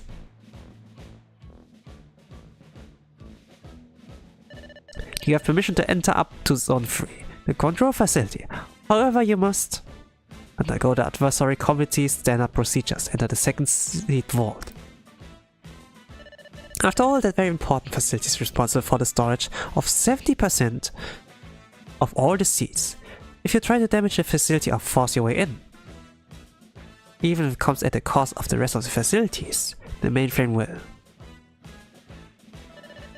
I ran out of coffee months ago, so I'm trying a plank here. Okay, it's not cherry no, huh? It's not coffee drinker.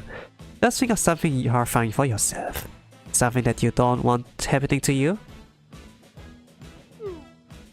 So... deleting my save data? Yes, Dad. We'll do that to you. Whatever the expression was, thank you for your help. The extra pause for that. So please do not touch the second storage. Also, I will say, it's a shame you won't get to see it inside the second storage. Unlike Zone 3, it's much cleaner, more properly built. Yeah, thanks for hinting that. We didn't want to change the zone to a storage room, but that's just life, right? Nothing goes to plan, just like how the first batch of cleaning always comes out ugly. So let's forget about the past and do better for the next destruction. Exclamation mark. I don't know, but I kinda like want to meet that person.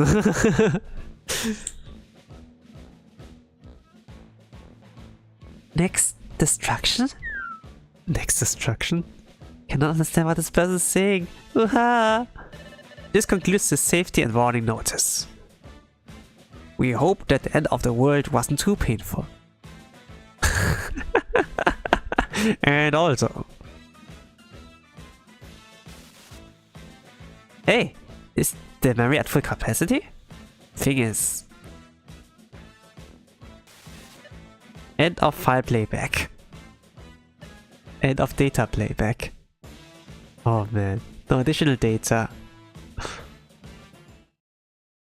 What the hell? I want to meet that person. They came and went like a hurricane. Every other thing they said was concerning. But they said not to go over there, right? Oh yes, even cost them the other facilities. They put us through the worst thing we can possibly think of if we do. No, not the save data. At some point I need to have a serious talk with Arisa about how much time she spends playing video games. The power went out? What in the world is it this time? It's completely dark. I can't see anything. Stay close to me, Arisa. Some sort of a signal? Is it time for the credit card?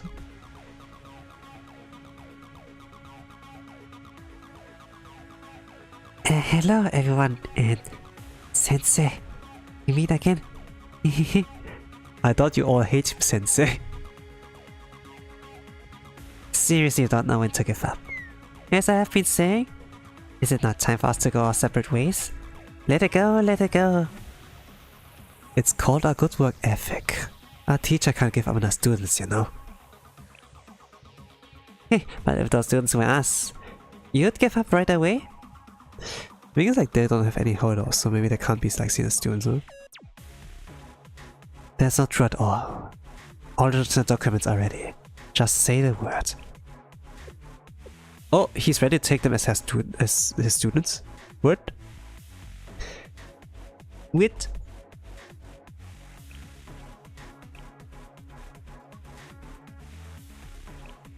Wow, what a response. Did they call this your tip, right? Unfortunate, with no intention of doing this transferring. It is simply another system created by humans, yes? It has no bearing on us, none at all. So, why did you come out here? It's great to see you again, whatever the reason. Just how shameless can this teacher be? Anyways, you're about to cross the point of no return, so we're giving you one last chance. Yes, crossing the line, so to speak, also quite literally here. Barring such expression, you may consider this an ultimatum. Wow, this expression was like something. I skipped it now, but she had like a lot of eyes in this form, like evil grin. This is episode 26. So, what was that about? So they entered the vault. They were like in the deepest part there. Then sleeping gas came. And only like Arise and Kei were standing. Sensei, after like they received like Plana's and Arena's help. When they touched the screen, you know, and then there's like a little bit of a Lord of like Red Winter. And for some reason only Sensei could like touch the screen to like activate this kind of thing. And kind of like a hint here, don't enter anything else but like zone 3. So it means like zone 2 is like something very important. But after that the Gakis, the 3 children came to like, yeah, declare something. Ultimatum, la last warning. So it means like they have to like push forward, no? This is episode 26, episode number 5 of like 2 days. So we're gonna on episode 27, and with that like episode 6 for today. I'm not sure like how long this is, maybe like 8 minimum, when our average is like 10, and maximum is like 12. So like we're like halfway there maybe? Or like, you know, yeah, something like that. Let's go in.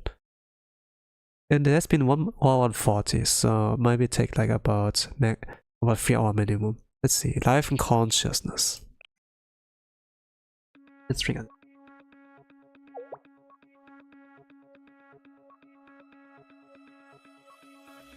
An ultimatum. All of a sudden you want to play at being human? By the way, what did I thought of that? We kind of like it, you know, with like the writing from the Red Winter leader there. Kind of like wanted to meet them. And then other than that, there was like not much of interesting thing. Like there were like a little bit of comments from Arise here and there, like how naive she is, and then like okay, kind of like comments like a mother. But yeah, there was like not too much. But yeah, let's go in here with like this episode. And it's like where the key, the princess, you know, sensei, and then like they meet each other, you know, like with this ultimatum thing. You know, they're actually like speaking to each other the first time. Interesting. It's here. The key. The key. Roots. I'm going way out of my way to do this, so be considerate of the respect I'm showing here. Wow, I was wholly entirely against this frivolous idea. And you, Miss Key. The energy field shattered into pieces due to your interference. Did it not? Naturally, you alone would have been enough.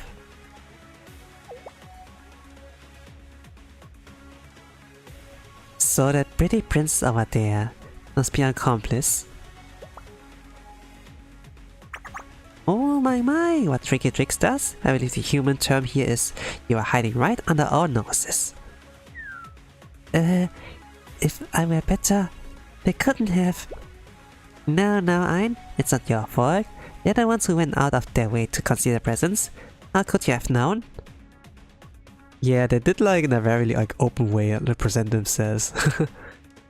But it's like better to like leave like some cards hidden here. Since the topic has arisen, shall we discuss this origin of this princess of yours? For what reason?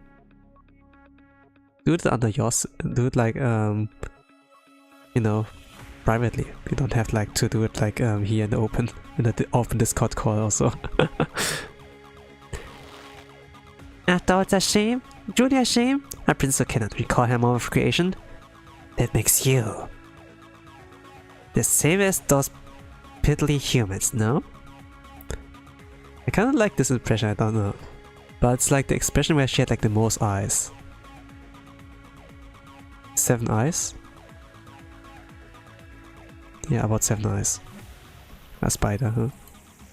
So she has also something like spider-like, like on her shoulder there. Interesting. But has like a tail. Very good.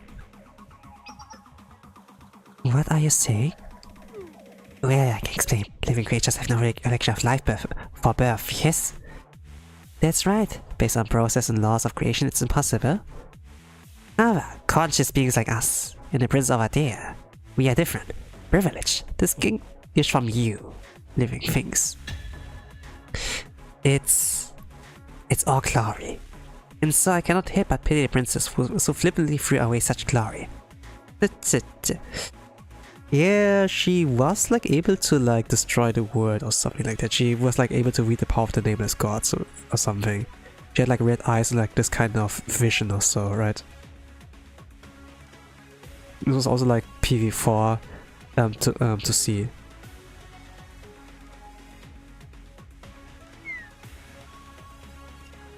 I swear the servant who keeps her lips sealed before her princess. What does that mean, Kay? I do not really understand. Don't listen to them, Arise. It's nothing for you to worry over. On the other hand, I'm feeling rather enraged. It's like the Azusa face. The pout there. Then let's talk about this birth a little more. This life that you people are always bragging about. This from what we've learned, but living in and of itself is a curse, right?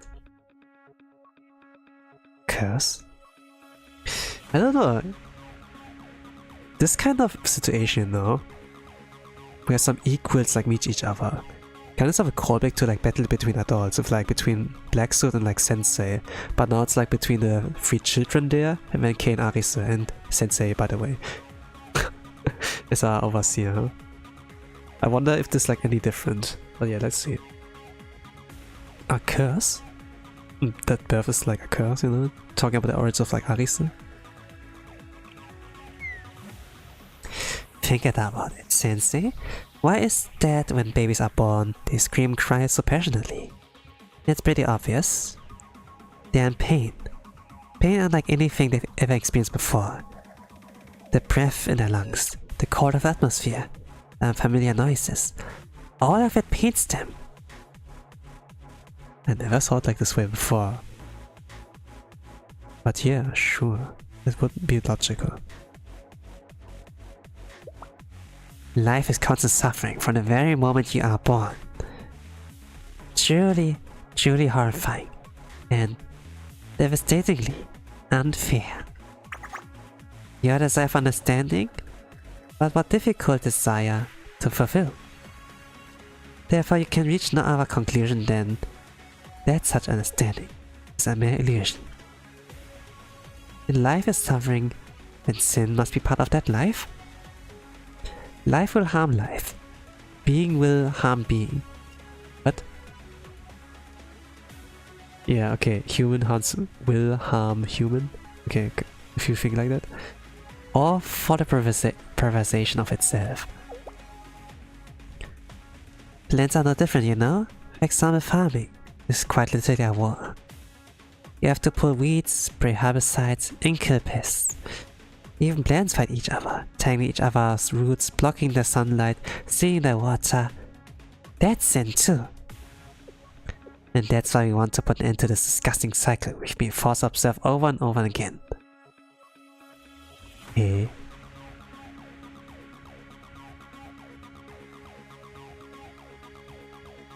Okay, I don't know, but this is like a motive, yeah? They're onto something, yes?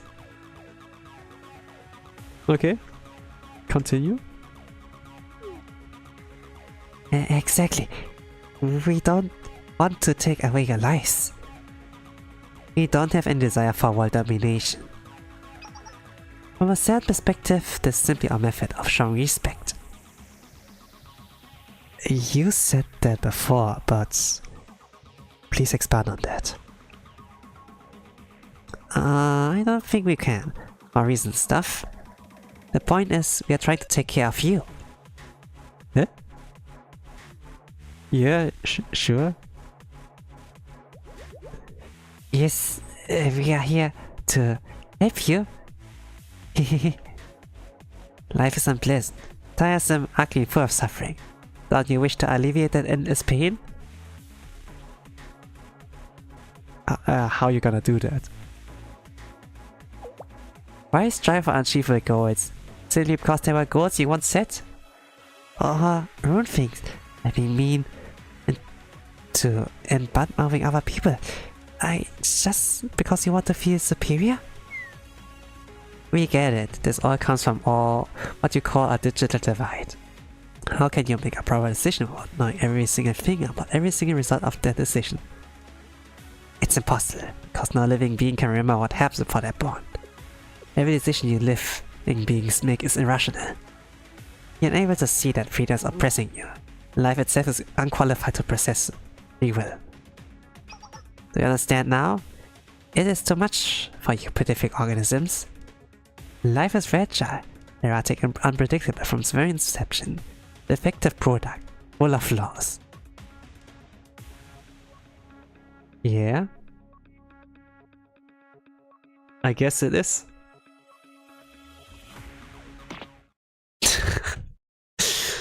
But I like wonder what like Sensei would like answer, you know, maybe like a quote or so. But I'm not really sure, but they're onto something. I can kind of understand it, but at the same time it's kind of like unnecessary to like put so much effort into, you know, like doing that. Just live and let live, I suppose. But yeah. For the love of... What a grandiose speech from someone who's capable of even generating a random number. K? Taking a back? Did I hit the nail on the head? The others might not know, but I do. I know for certain. In the current situation, you and I are not different from each other, no? Key. Shut up. I'm still rated for the first time. Call me by my proper name, or don't bother to even look in my direction. I'm Key. Just Key. Save with Arise. She's not a princess. She's Arise. But that's a misspoken and meaningless name. Is it not? You're really utterly clueless. That is precisely what gives it meaning. What is this music? This is a pop. First time I hear it. Maybe it has been played in like the DJ Sauri event. I don't know. But I haven't like played that read that event yet. Okay, this kind of pop. Roasting them when like this cool soundtrack's playing. Let's go. Yes, life is everything you said. These beings, they're so fragile that they crumble under the slightest touch, yet they believe they can reach for the stars, and they inevitably leave a trail of ruin in their wake. You agree, right? But in the end, you, me, we all originated from them, didn't we? You dare to say that? As if it's a terrible thing. You three are the ones full of contradictions. If you had life so much, then why are you preserving the seeds here?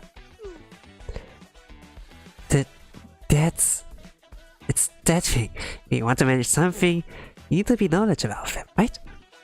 Ah, yes, did you excuse? You're supposed to be agreeing with me here, seriously! Yeah. Even though they have like some idea there, they're still like children, you know? Not only like the appearance, but like kind of like mentally, I suppose. Stop fighting, you two! Fine, whatever, sure. We might harbor contradictions too. But we're still better than you a lot.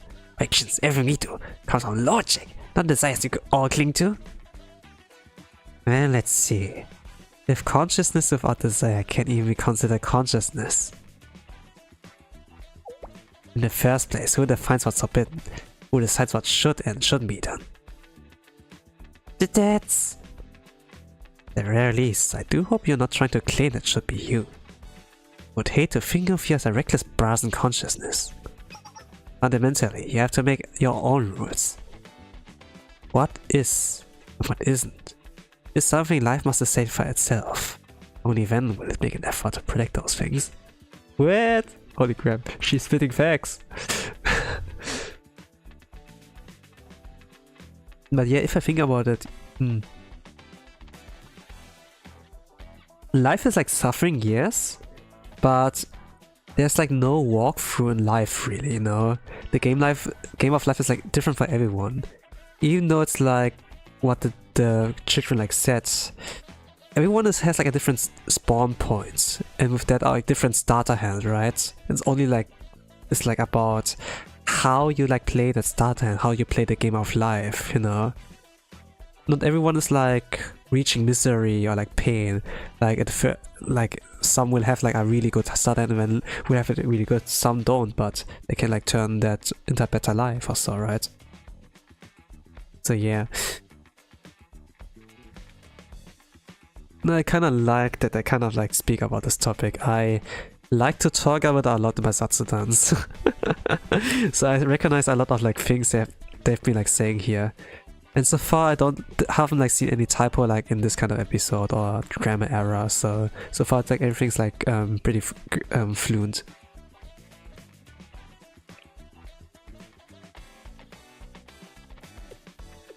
Of course, a process may be complicated, non-linear, and efficient. Yes, that's exactly it. That's the limit of life. Let's think of evolution. It takes an immeasurable amount of time for one measly trait to be passed down, no? And during that time, you reveal more flaws, make mistakes, and destroy everything. Right, you're trying to put a stop to that? Well, how do you do that? Yes, before humanity ends both itself and the world with its sins. In that case, just leave it. Let it be. Yeah.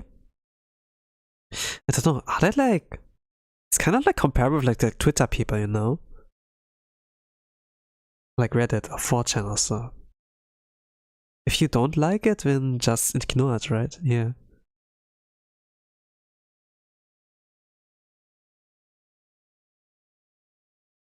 You can block people, you can like turn off the internet, you know, you can block certain tags, and it's like okay.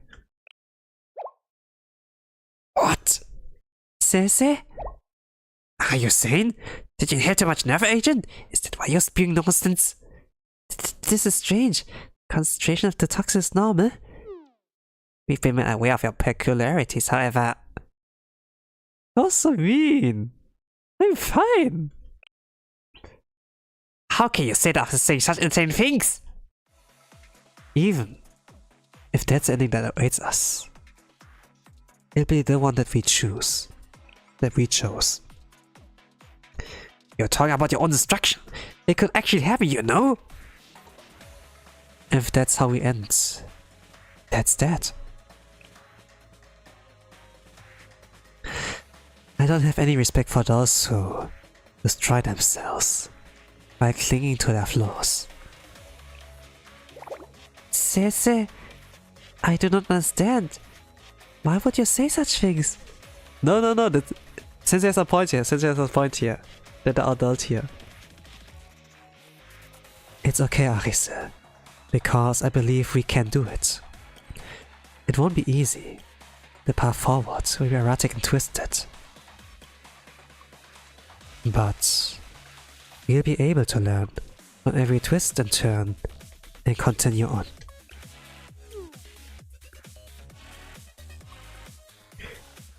Yeah, that's like true, you know? You get experience points, girl, you know, when you like play a game. And with that, you can like move forward. Like if we do like video game terms, no? Such gross and baseless confidence. You're selling yourself pretty lies. Sure, I might be.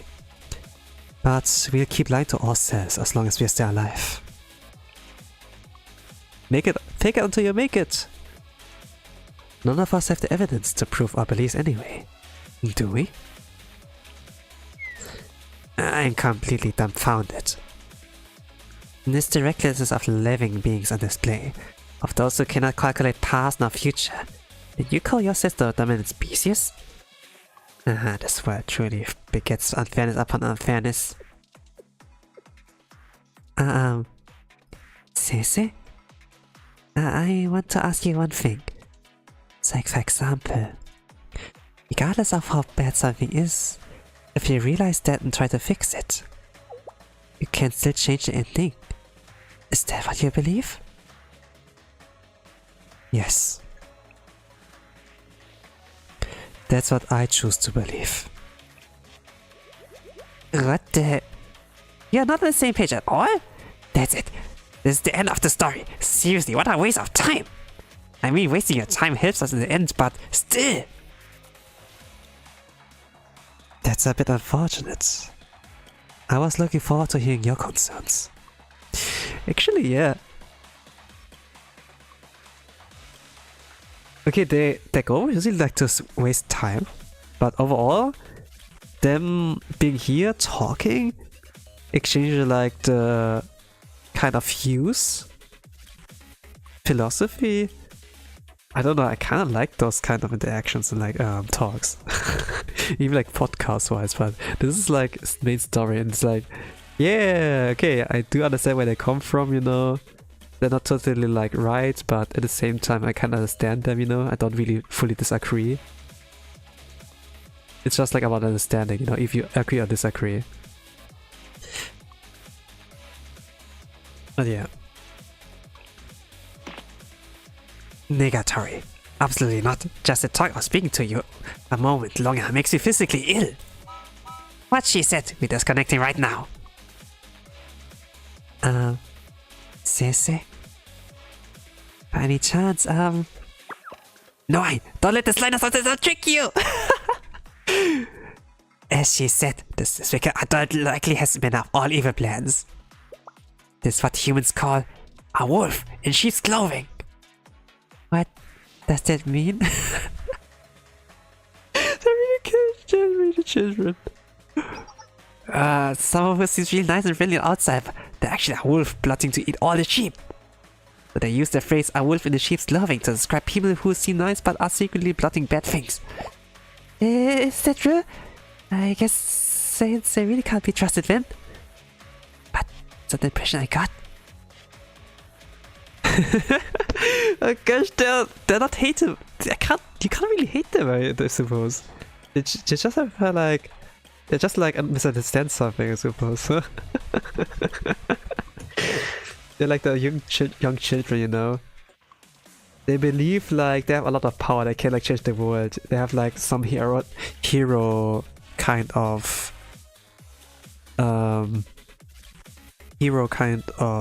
instinct. What's called syndrome, you know.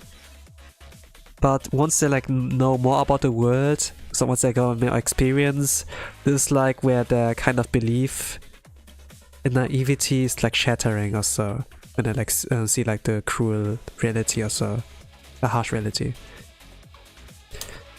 But since they're too powerful, they can't really like see the harsh reality really, you know. They don't need to apply for a job or so, they don't need to pay taxes, so this is like a meta that has to like approach like differently, I suppose. I wonder like what will like happen in this kind of case, but it will like contain like a lot of Sakura action, I suppose, since they're like way too powerful. So yeah, a different kind of problem. But yeah, I like that. Well then, I'll see you next time. Play now you want. Bleh. If you ever try to teach I weird things again, I never forgive you. Okay, I like that. Another hurricane. I wonder what the objective even was. However, you must do something about the current situation. They still have not woken up? We were dumb on how to wake the others up, but we knew we needed to move quickly. That was when I realized. Flashbang. This AI Seeds world is likely what they now call Tiparef. Despite this, it appears to have some kind of will to continue its mission of seed preservation. What's the plan there? You have permission to enter up to Zone 3, the control facility. However, you must undergo adversary community standard procedure to enter the second seed world. After all, that very important facility is responsible for the storage of 70% of all the seeds if you try to damage a facility or force your way in. Even if it comes to the cost of the rest of the facility's mainframe will.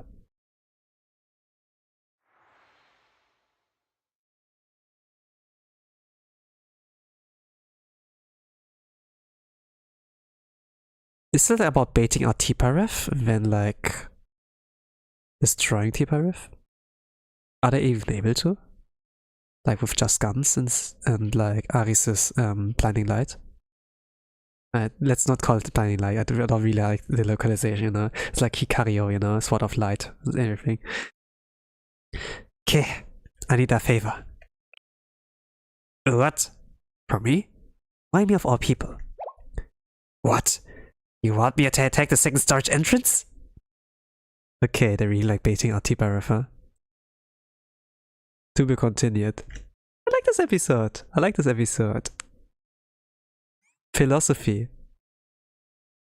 Views on philosophy, on their worldview, you know, and like clashing each other. It was a challenge. It was a challenge for like both of them, and both sides are like somewhat right, you know, or like I could like agree, but obviously like Sensei's perspective I could like resonate the most with, like with my current experience. So yeah, I liked it a lot.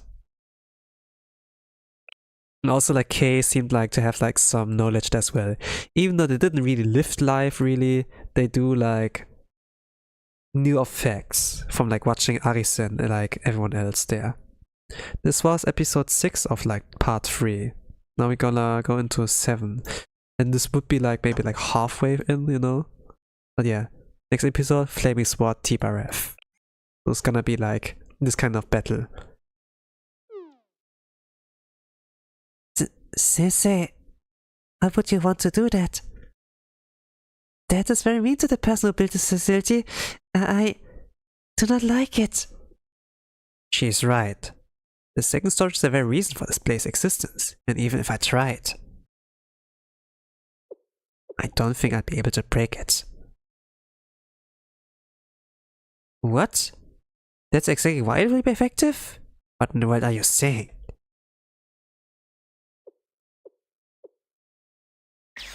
Oh! Exclamation mark. Does she know? Could it be?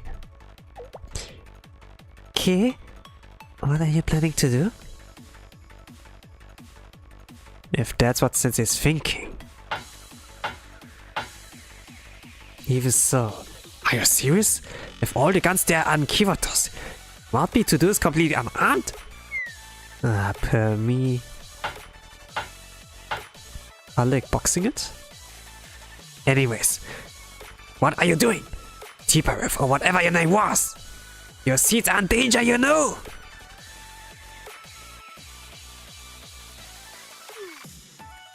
What are they doing? Back to the Clankers. I have no clue. Well, suppose that's what they call beating a dead horse. No, that's not what they call it. You misunderstand. And they believe that beating a horse will open the door. Aren't they being too naive? Hey, don't beat Umas. Don't talk about Umas. Alright? Even if they were to open the door, what's the objective? To steal seats? This is why I don't understand the foolishness of living beings. They have no clue what they're doing, nor what it'll lead to. Hey.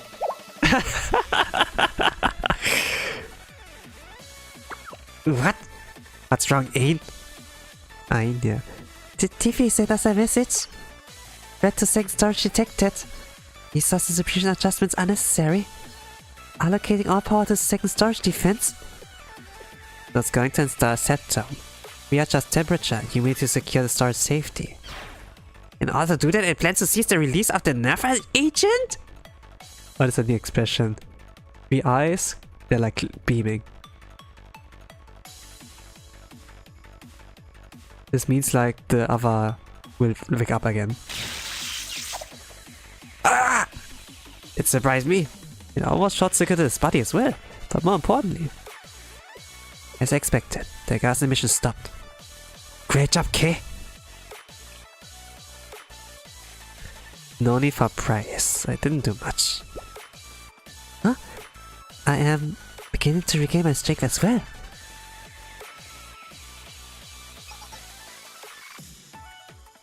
Three exclamation marks. Momoi, Midori, Yuzu, everyone, are you okay? They woke up, let's go. Wanna sleep more? Don't wake me up. Huh? Sensei? Arisu? What happened? What just happened? I'm not sure if the statement is appropriate given the current circumstances and the level of danger. But I slept very well. Can say that right now. I Asuma Toki am invincible. Let's go! Sensei, are you okay? I think I fainted. My status back to normal. I'm in perfect condition. I'm glad everyone's safe. So what happened was... Then fade to black. Do they have... Doesn't they have enough time to tell them? When like T-Bar in this it's like on its way. Vortex storage 2. I'm sorry. It's all my fault because of me. No apologies to Sensei of their foolishness that they don't know like what they actually lead to, huh? If I only had insisted on letting T-Bar preserve the seeds. Preserve the seeds, yeah. Return to your senses, Sov!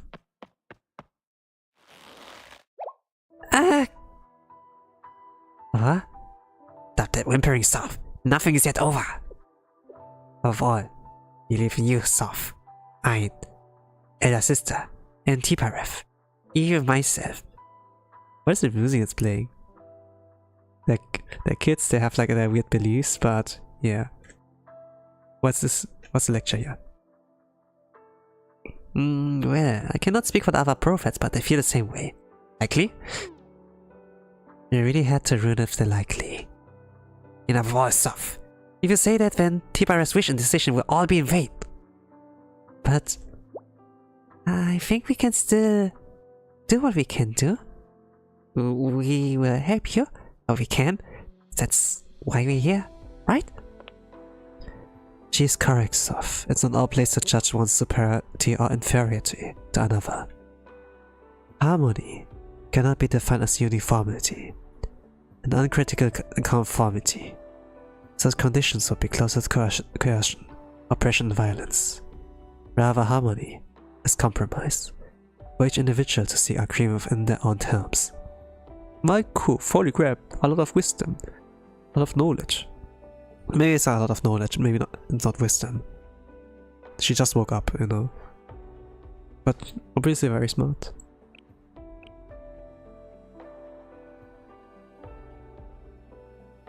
Obviously it's like, the masterminds is not really like Markov, you know, she's like just being dragged along and like very powerful.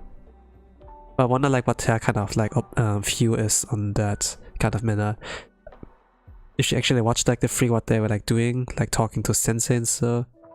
But yeah, they're not really evil, you know. You can't really hate them.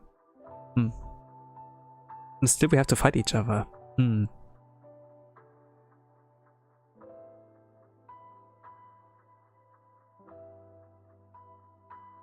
Without such respect, we cannot proceed as one.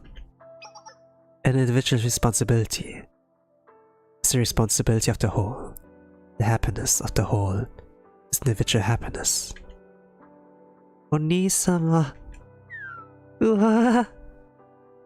Strength is not found in isolation. We are living or conscious. Our duty is to lend an aiding hand to the suffering. Perhaps we could scrutinize this with malicious intent and label it as a mistake derived from Tiparif and Soph's actions. Do I understand it right? Let me like read.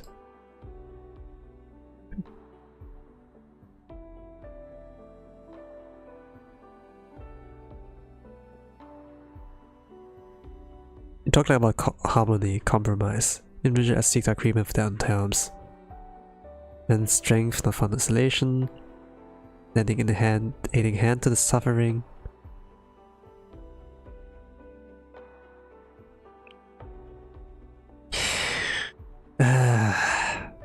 Why do we have to fight each other, man?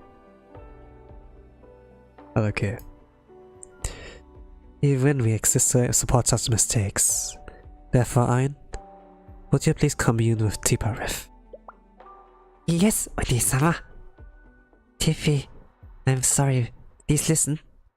Those people aren't trying to ruin your seeds. They're just pretending. They're like mean, crummy people are trying to trick you. That's why, Tiffy, you don't need to redirect your resources.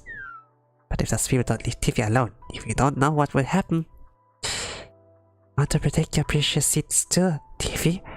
So you have to very politely send them back to where they were. Huh? Send them back? So they're really not trying to hurt them? Huh? Interesting. I mean, that's also not really the intention, you know? Just like stop the meaning suffering of like the livings, you know? But also, it's also like means they like take their freedom away, huh? I think like, yeah. Please, Tiffy, we also help you as much as we can. Well, let's see. What's the responses? Thus Tiparif follows its course. Shall we trust this to its will, Soph? Yes. Thank you, everyone. Yes, yes, yes. No, now let's not be so dreary. Such things happen, so Cindy considers a favor owed. Ah, not like a human just now. Yeah. Bleh. This leads to my next concern. This might sound odd, but I want us to make some other preparations as well. Our preparations? What kind? You're saying that... I know it's rather shameless of me, but... It's okay, it's like the Decagrammaton music, the lobby music there, huh? Well, it's fine, is it not? It's fine? Regardless of semantics, do you not remember your own words, Soph? You once said we might have to consider making T-Bar retreat to the Steel Continent. Even from the perspective of conserving forces, recovering T-Bar seems to be the correct course of action. Now that I think about it, I was supposed to be in charge of that. I'm sorry, Soph. No, I know I'm sorry. Therefore, shame doesn't exist here. Still as we planned, is it not? Well, I suppose in an ideal world we wouldn't have gotten to this point. Thank you, Johan. I just want to say, all of us together, it's really nice. There. Cease this embarrassing speech and let us work. And force those pests to face the true terror of T-Bar. Instead of defending the storage, not attacking like the... attacking? What happened? Is this a signal for a new prophet? T-Bar. Everyone, evacuate. Beginning evacuation. This way. Understood. Sensei, come this way. Come what may. Safety is our top priority, everyone. Oh, we're gonna go into the battle. Let's go. I kinda like the final restriction release battles, but... if it's only like, for now, the escape, not like the battle against T-Bar. I wonder if there's like a simulation battle here. Not simulation battle, you know. Like where I use my own units or like what we currently have. If it's like what we currently have, it might be like interesting. But for now it's like I can use my own students. I've like pulled from gacha and like farmed and everything. If it's like from gacha, I can use like the meta team. But yeah, I'm gonna like see if I can remember how it's like built. I don't know if we can use presets or something. Oh, actually, you can use... oh, wait, whatever. Use like what you have, but it's not like the full member count.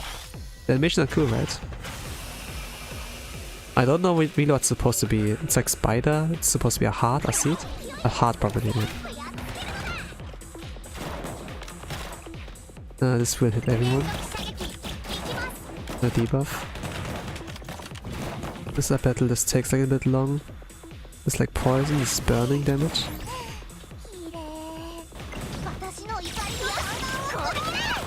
Oh, miss. Oh. They can miss, okay. They have like some evasion going on.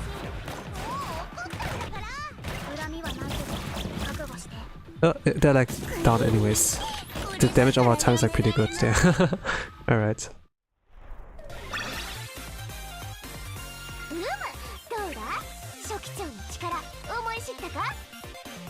I really haven't fully get used to like Cherry's voice yet.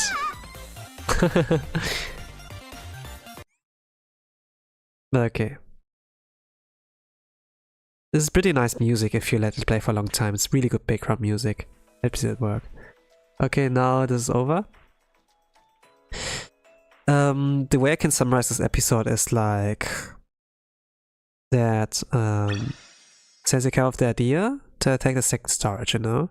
So that like the sleeping gas is like stopping to like deploy instead of that there's like something T-Bar like sends out the units to like protect that. And there was like kind of a talk between like the Clankers. Clankers point of view.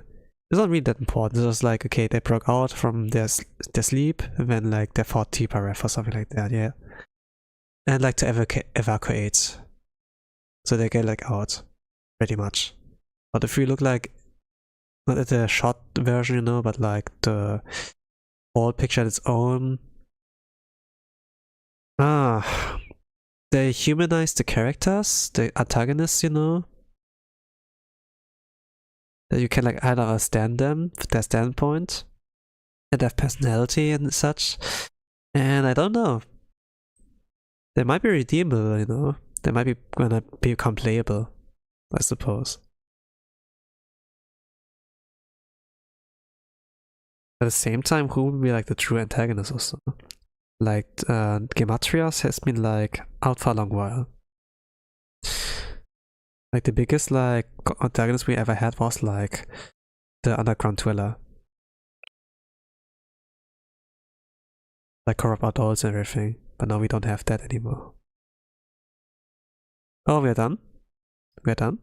That was only 6, not 6? 7 episodes? Cut. Now there's a little bit of a wiki entry of like Tibaref in the middle. 6 profile Decagrammaton, said to have been born when Decagrammaton hacked the eye of a seed vault in the polar region. Its name seemed to come from Tibaref, the 6th Sephira of the Tree of Life. Apparently, Tibaref has taken full control over the main system of the seed vault and evolved it. Notably, it seems faithful to its original purpose of protecting the seed vault. The Red Winter Feeder Academy originally constructed the seed vault, but current students have no knowledge of that history. I see. I really want to meet that one leader of Red Winter. I don't know if they're still alive. I really want to meet that one. The writing style was like something. And it has not been completed yet. 7 episodes, there's like more, okay. Right transportation. And let's go into the episode 8 of this part. So like episode 29 total of like chapter 2. Okay.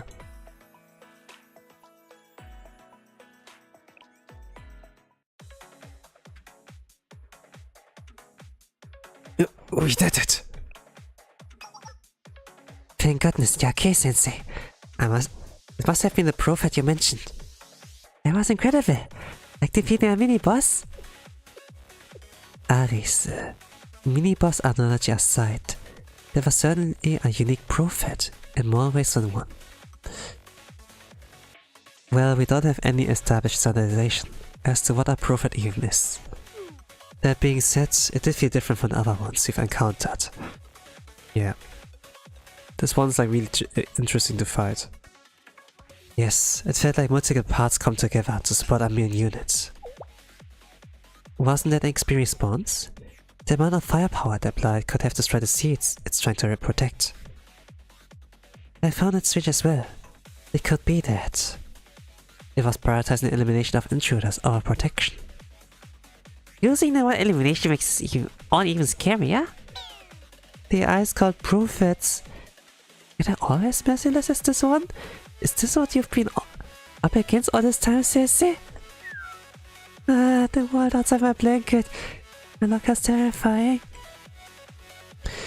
Well, things have somehow worked out so far.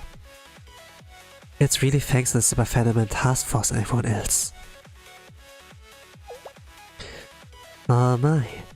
I wouldn't mind the slightest if you compliment me a bit more, Sensei. Why would you say that, Sensei? Look, the present set is ballooning again. You're inflating her ego, in a sense, right? I agree, Sensei.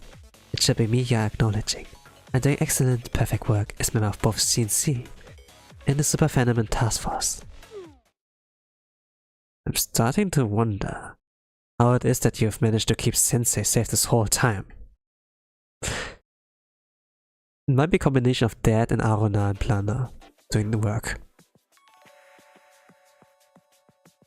Tibaref! Lost? I really didn't believe this was possible. Tibaref had made contact. It is expressing its deepest apologies. First off, it apologized for how following its trace of memories as a seed force AI led us to results. And Ein for betraying your trust. And lastly to all regarding belief that has only ever disappointed its manager. No, it hasn't. It's fine. We can be relieved that Tibaref's data is safe. If only there were all those unexpected variables, like the princess and her servant. Just when and how would those variables worm their way in? Kind of cool, they reflect other mistakes, huh? They communicate with each other, huh? But just here?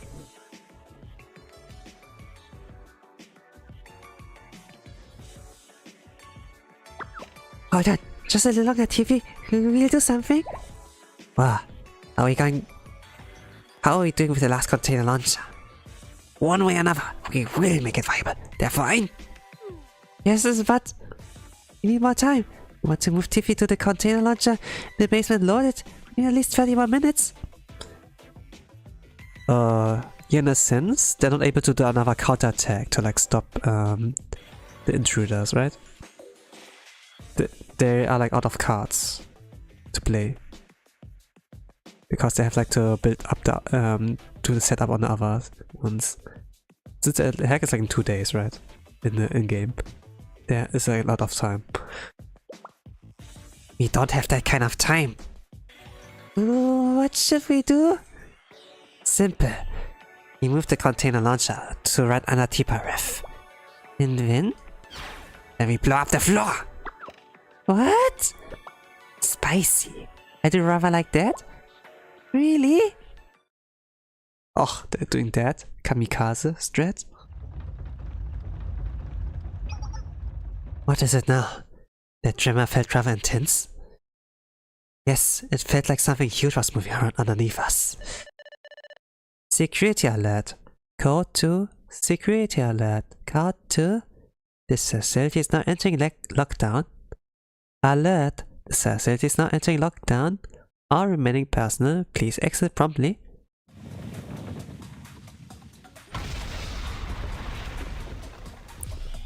Sensei. Hold on to me. Everyone get out of here.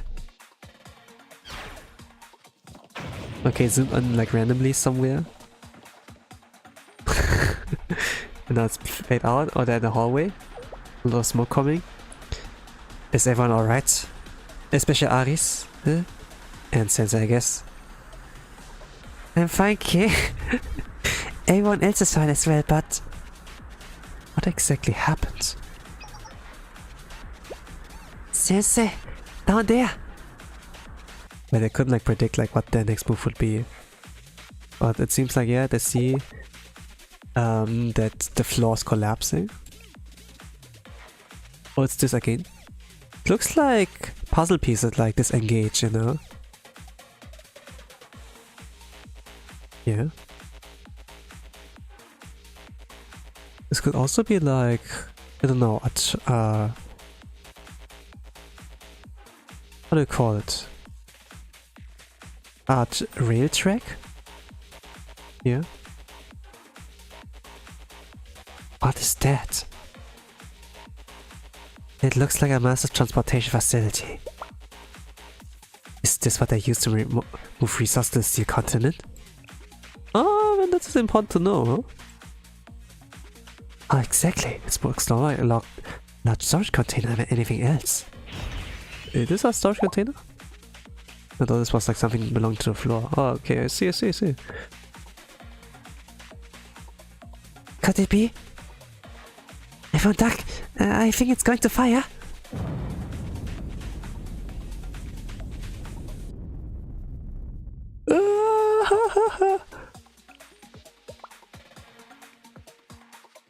I was like yawning a little bit. That's why I made the sound. Maybe drink something? Hydrate?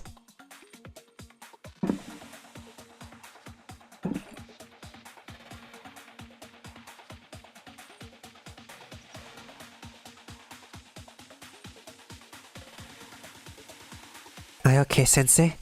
Talking, I blocked what we could. You appear to be safe, I'm glad. Oh, this thing disappeared. Holy crap. The container disappeared. Or more accurately, it was launched. Yeah, it did. How did you know it was about to fire? Well, there was a similar device in a game I used to play, so I just thought... I see. Perhaps there's more to be learned from games than I realized. Yeah. Actually, could it be that Gender part is like a secret weapon against the Decagrammaton or so? When a lot of the things are familiar to the, it's like similar to the games they like play. But I kind of like wonder if it's a coincidence or just like some kind of intended design to prepare them for. Holy crap! This is that? Are we gonna witness the story how our gamer beats like our gods? One of those nameless gods, you know? Like it's gonna be interesting. Holy crap. Oh no, let's head down to the space below. There's a lot of residual heat, so be careful. I stay here and stand guard. Huh? We're going to go. Should all understand. And we be in your hands. Yes, thank you, Key.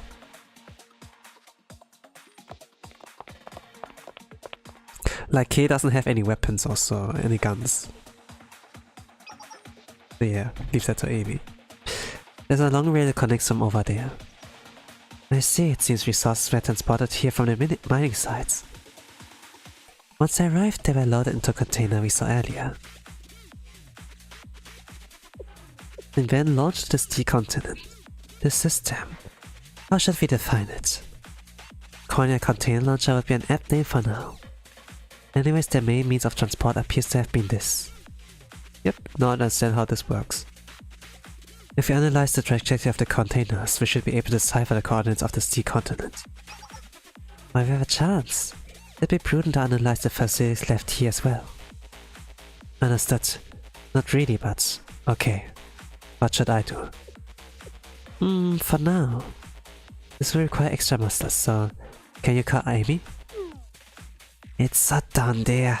I don't want to. I buy you something called later. Affirmative, Sensei. You better keep your promise. Okay, this was episode 8 of part 3.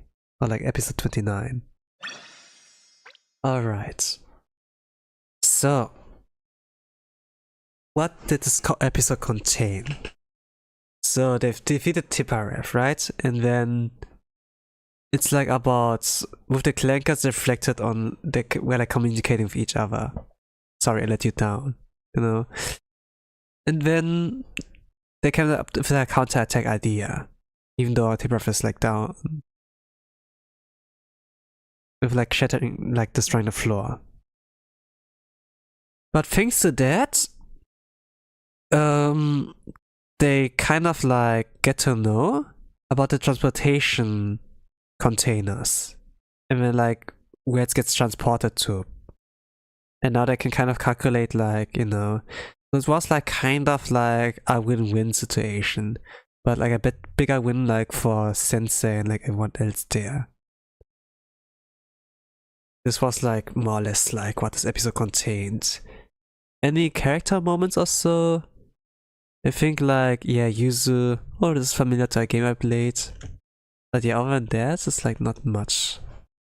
But like something, you know, plot progression. Departure preparations. Episode 30. We go in now.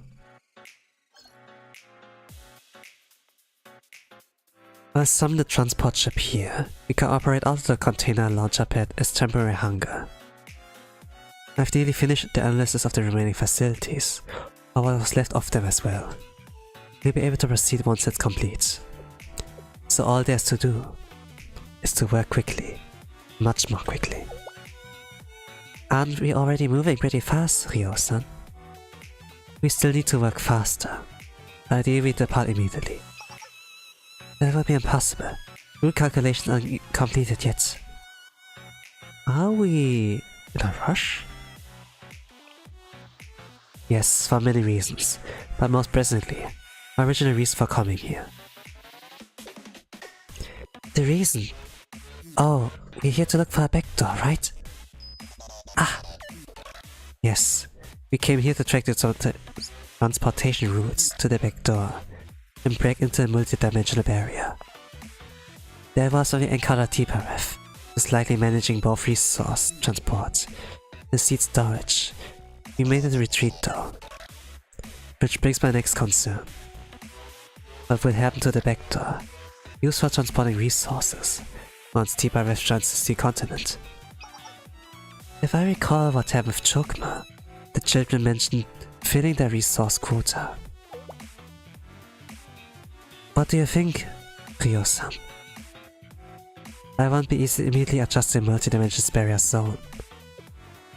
It may be a difficult task to create it, but redefining its parameters would be near impossibility. You would need to begin with recalculating inertial coordinate system of multiple dimensions simultaneously through various gauge conversations. Oh, she yapping. I'm not gonna read all of that. But it's like TLDR, it's pretty difficult. Huh? Gauge conversion? I got it! Like an HP gauge? Right? No, mommy. Gauge conversion is. Hey, let's go, Toki, my sentiment. Skipping over the science babble. You wish to leave right away, Ryo-san. And the reason you wish to do is because you predicted the back door will inevitably be slammed shut. Yes, to put it very simply, there's no homeowner who will leave that door open once the relicense is unlocked. How long until the route calculations? If all of you considering its departure, then it's doable. However, is that really all there's to consider? What do you mean? What happens when we reach the sea continent? The ship and everything else will simply be absorbed by it. And me. Yeah, she is like... K is like an inorganic, right? Even though she lists, it's like... The sea continent can like absorb everything that's inorganic and make it like part of themselves to become stronger. In case like as a robot right now is like, yeah, not living. Even though she is like living, but not really. She's not like, she doesn't have a heart, she doesn't have like flesh or anything. Yeah, it's a problem. And Himari's wheelchair will be will have an issue here too. Yeah, there's a lot of issues. Now constantly you can't like really, I don't know. If you're gonna drop a grenade, you know, it's explode an impact. It could just explode before it's like, it could like stop the grenade before it explodes, right? For example, like a rocket or whatever. It's gonna be really difficult to like handle that, you know. Needs like the power of Arise, but also at the same time the multi-dimensional barriers over it, so and they're not willing to use like the power to like sacrifice like one of themselves again. So yeah, I'm like, yeah, how do they beat that? Weird question.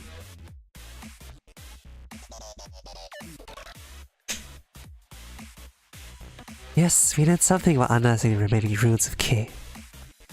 The president said that she has better understanding of how the sea commandments matter. Yes, as she predicted, everything, including the support ship, will be absorbed into the sea continent.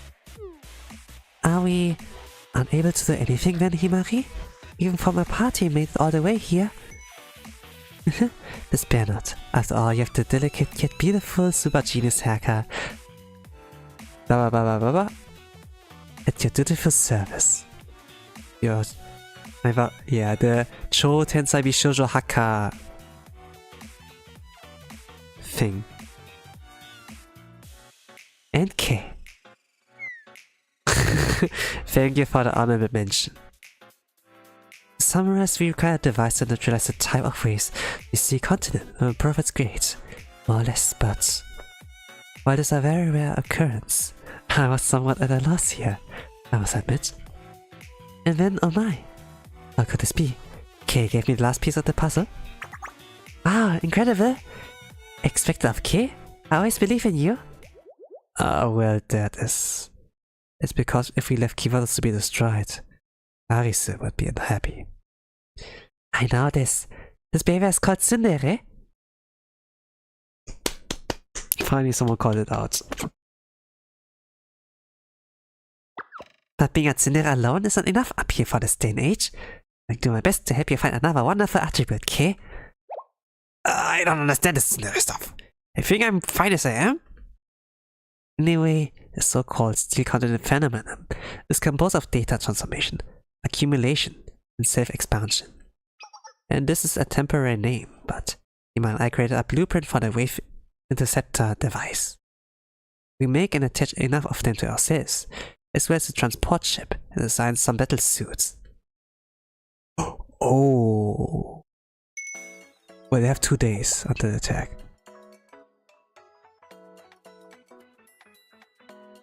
What are those smug smiles on everyone's faces? Are you trying to annoy me? Well, Kay? I believe I also get it. Yes, despite everything. Yes, in the end. Kay-chan's such a nice and kind kid. Definitely not! Okay. Yeah, Kay helped a lot out.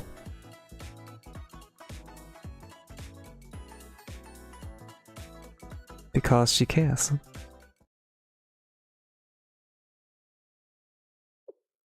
And she's not admitting that she's like actually like, you know, does like some kind deeds. I don't know. Why not like accepting like the praise? Just because you look uncool with that, huh? Actually like, I don't know. Actually kind of cute, I don't know. Okay, let's go back to the Clankers. Tiffy will arrive soon. Poor Tiffy. It really loved those seeds. Hmm. What the... What's wrong, Ain? Tiffy isn't here? Wait, what do you mean? Well, I mean, what I said was coming through the container launcher. It's Tiffy's seed! Wait, hold on. That means Tiparef sacrificed itself for the seeds? Why? Seeds are the very epitome of uncertainty.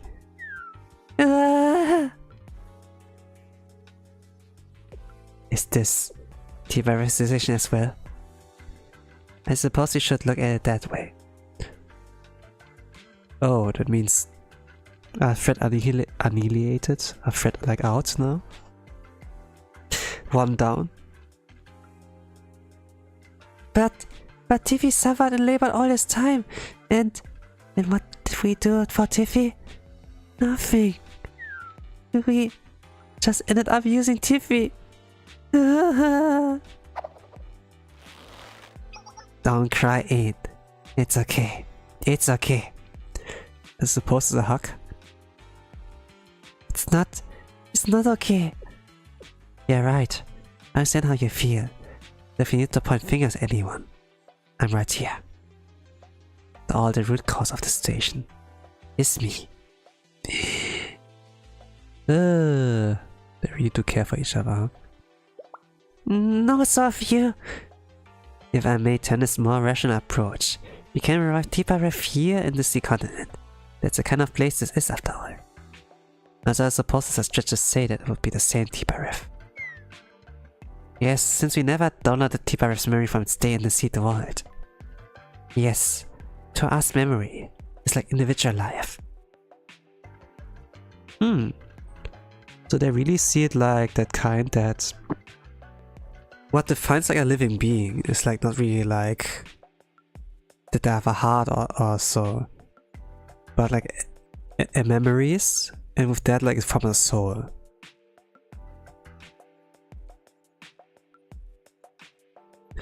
Like, I don't know, you need data, right?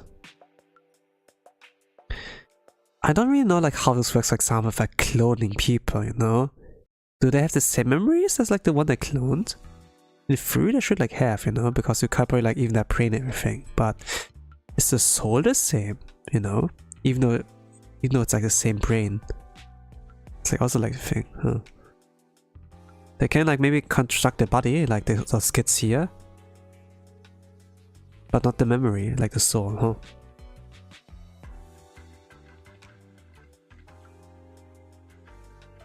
Okay. Yeah.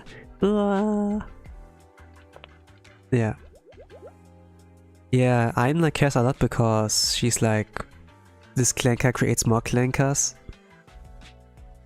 It's like kind of a nerd in that. When like something happens to those clankers, she like suffers, yeah. I'm fine, Soph. Thank you. I'm fine now. Are you sure? Yes, I can't move forever. More importantly, Tiffy sacrificed itself for the seeds, so we have to honor that. No, Soph, don't shoulder the burden of responsibility for wanting to save the seeds. Keep a realization and face the consequence with dignity. Do as you wish, that shall be your decree. You're talking about our commandment. Yes, as I said, we have a duty to honor Tibarev's wishes. And now we must face the enemies that will follow the trail of Tibarev's seeds. Yes.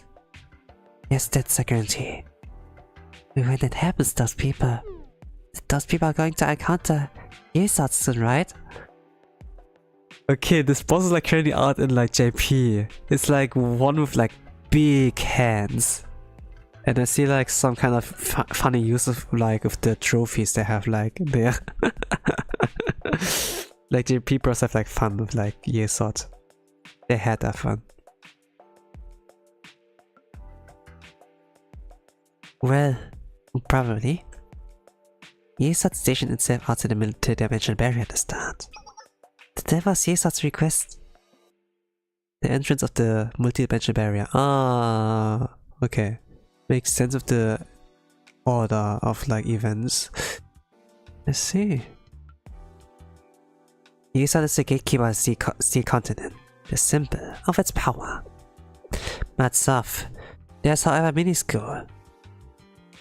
There is the possibility. Don't say anything else. I know what you're thinking, but I don't even want to consider such a grim outcome. Let's raise the red flag! So we have a success. I want Soph to say it out loud. Ayn? Ayn, are you okay? Soph has been whacking your dad too? Do you seriously think I would ever do that to Ayn? You hit me all the time! You deserve it! Ooh, you persistent relying upon barbaric solutions. Point of violence. I'm sorry. I'm not sure what I'm sorry about, but it's all my fault. Anyway, of course, Yesod won't lose, but still. I want Soph to talk about that part. Like you said before, we should always consider worst possibilities. I don't mean don't mean who thinks well or who was wrong. Just that. Oh, Markov, Onisamas here. Okay, the bantering. Gosh, we'll get more to see about the personality and everything. While, you know, we don't really get to see the Decagrammaton, for example, but it's like, yeah, we don't like should respect them too much, you know, I suppose. But the thing is, like, those gakis, you know, they look like anime girls, I suppose, like those clankers.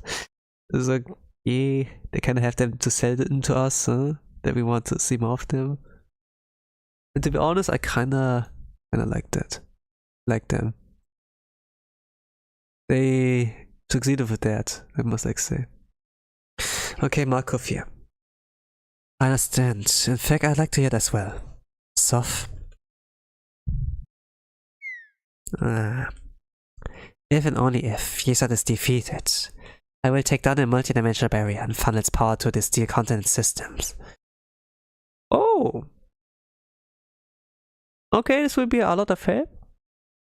But power the Steel Continent system? What does that mean then? I see. Maintaining the multi-dimensional barrier requires a huge amount of power. If the expansion of the Steel Continent and erosion of key waters happens as planned, even hypothesizing about this is entirely unnecessary. But at this point, it's almost a given that our enemies are going to invade the Steel Continent. Those same enemies have already managed to break through the multi-dimensional barrier once. While we don't know how they did it, Precisely. It'd be naive to dismiss it as a possibility when they've already demonstrated capabilities. But there's no way they know how to deal with the Decagrammaton itself. It's unlike anything they've ever encountered. Well, to be honest, we haven't fully unlocked its potential either. Anyways, our best chance of victory is to unleash the Decagrammaton its full power, rather than maintain the multi-dimensional barrier. Therefore, an impossible chance that these are defeated. Yes. It's not impossible. The Decagrammaton will become a massive battlefield. Shall we venture outdoors if only briefly? Eins of Ohr. Huh? Why do you want to do that? Moments like these demand a proper environment to face them. Does that mean your approval? Yeah, if Onisama wants to. So why did I go outside? Oh, holy crap, that looks beautiful. Is this a reference to like... Nah, no way. Probably is. The good old days of Star Wars. Death Star, right? Kinda looks nice. I mean like above the sky, right? Yeah. This is the content. Yeah. Oh. Same. This is a really completely new background. So like on the roof of something, you know, looking outside. It's like being on the skyscraper when you have like a whole look on the city like below. But the thing is like, it's like with a look to the ocean in like the sky, because they're like above the skies. So a lot of like clean colors of like blue and white, like the blue archive. Holy crap. At the end of the day, we really have come quite a long way. Gazing upon the scenes evokes unexpected emotions. Everyone's here. Kefa, Chokma, and Bina. Kesset and Gebra, and soon Tippa as well. Look, Gebra seems to like the ice a lot. Netzach. Well, all we see is Netzach, so let's skip it. Over there's Hot and Yesod. Well, I can't see them, but they see them, okay? And Onisama too? Onisama?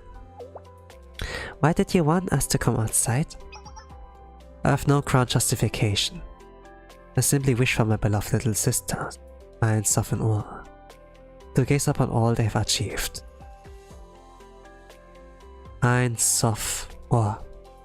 You have not squandered the time bestowed upon you.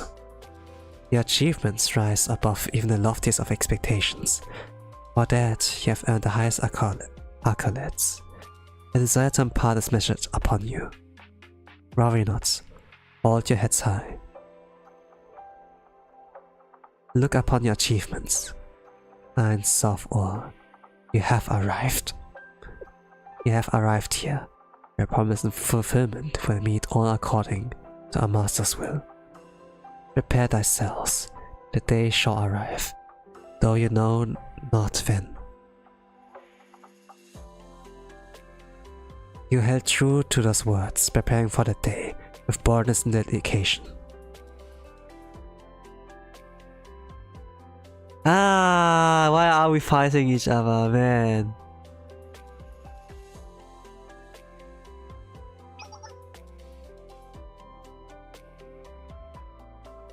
Why evil? God, why antagonists? They're not really evil, man. Ah, gosh. Onisama, no matter what happens, no matter what we do, will you remain by our sides forevermore? That is a given, I swear it. When the new sky and the land spreads over this continent, and my body dons the new covenant, I shall always remain by the sides of Ein, Sof and Ohr. Therefore, in this present time, my precious little sisters, find peace. You need only to enjoy the fruits of your labor.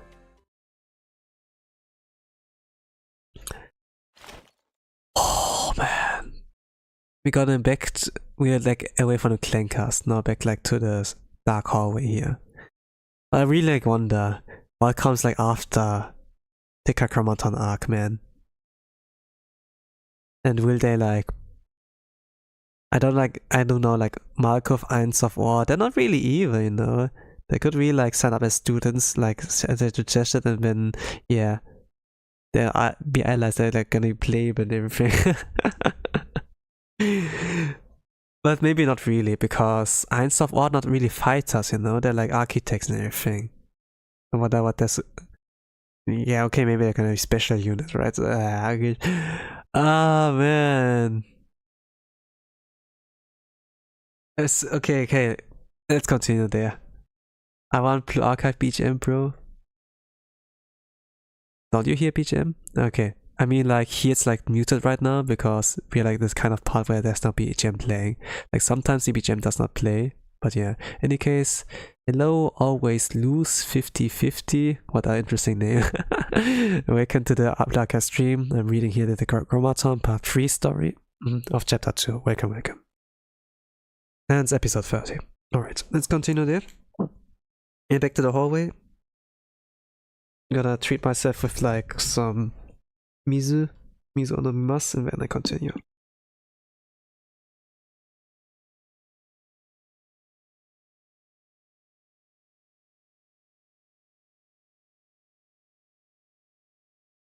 It's done. We've completed and installed a wave interceptor device on the transport ship. I've completed analysis on launch route as well.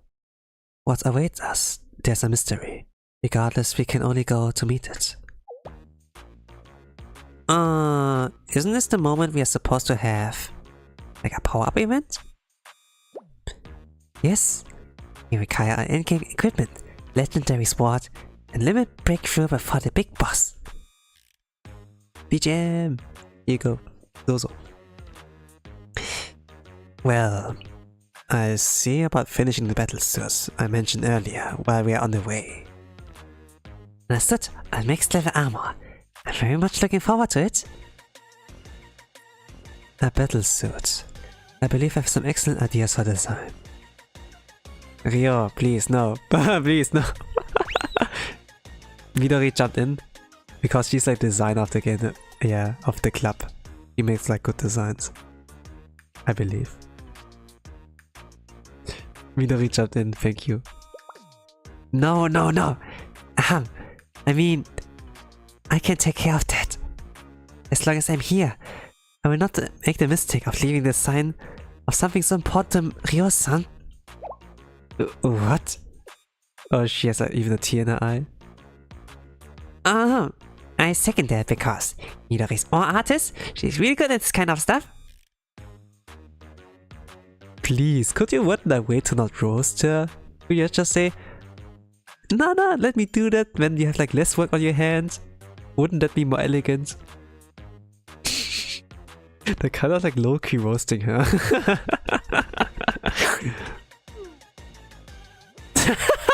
You too. Oh gosh. That's undeniably a fact. Yes. Okay. Yes, I vehemently, wholeheartedly agree with Midori's opinion. Sorry. I'm so sorry for those guys. But I understand. But there's a possibility of design affecting performance if it's not done as rationally as possible. I do not believe there's any concern there, Ryo-san. I played a large role in the design of Abi-Isshu. It's perfect, is it not? Actually, we were under severe time constraints. I do believe there are some upgrades we could make to it. Nope. The design's perfect, as Toki said. It's complete, and these suits will be perfect too. Yeah, I do believe like Abi-Isshu was really like perfect as it was when they were like in Volume 2, Chapter 2. Like when they were the city battling. It was already like perfect. So Ryo, no. The design doesn't affect the performance. Himari, what do you think? Oh no. Please, Himari, please roast me too.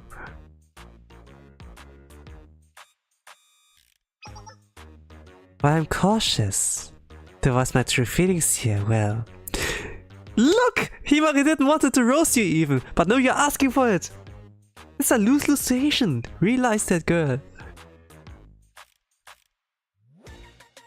Just take the little L. Oh, the big L, man. Oh, hell, eyes. Wouldn't the most rational decision to be to allow the experts to do their work, Rio? Are you saying I'm not a design expert? If looks, yeah, the looks can do like a lot of words. No, you're not. But you're a super expert in other fields. Therefore, compared to your areas of expertise, you're not as much of an expert in design. While Midori is a super expert in design. Amy is so direct, holy crap. Therefore, the most efficient method is to allow Midori to do design. Yes? Rio, you brought it upon yourself. You should have just stopped when you realized you were in a check. Now you're checkmated. Alright, we do that. That sounds somewhat rational. Thank you, Amy. Don't worry about it. I'm happy to help in my area of expertise. Yeah, let's go.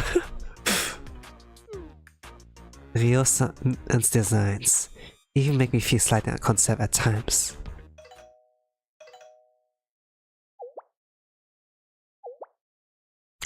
Gasp. Huh? This number. Are the clankers calling again?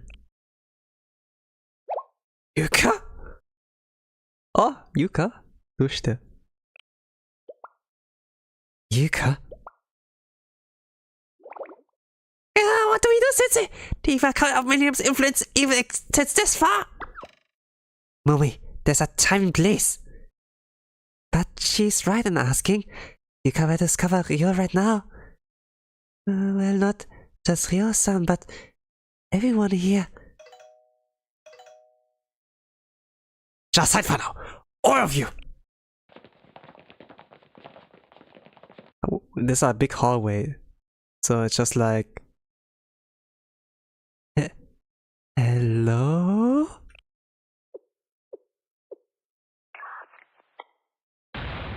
Sensei!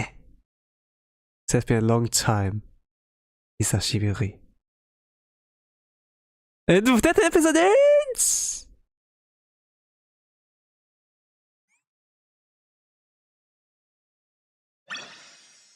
Okay, does it continue? This was episode 9 of part 3. There were more? Okay, it goes further, let's go. This was a cliffhanger, but I like the episode. To summarize what's happened there. The Clankers had like a setback. Tibarev sent like seeds in the cockpit, in like the launcher thingy. Container launcher, instead of himself. Or themselves, you know. And then the Clankers had like a little bit of a breakdown. But Markov gave them some kind of motivational speech with like bringing them outside. We're going back to the hallway. And it seems like they roasted Rio regarding the design choice. Midori's gonna do it. Okay. And then phone call. Yuka called. And then they're hiding. That's about it. Like TLDR. I personally like the episode. It gave like a lot more insight. Gives me like more character, more in-depth, you know, to make like the Clankers more likable. And like the philosophy and everything. Markov, for example, like needs a lot more introduction. And then like also like the character writing between like, you know, roasting Rio with her design choices. So yeah. It was comedy. Okay, but let's go to episode 31. And this is episode 9? Episode 10? Yeah, it's episode 10, yeah. Of part 3. Let's go. Might be the last one. An average, but let's see. Waiting for dawn.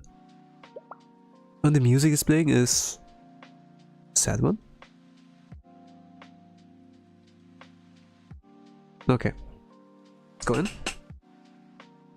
Sensei, what are you doing right now? I was looking for you. Your location is on the tundra near the polar region? What are you doing all the way out here? Out there, yeah.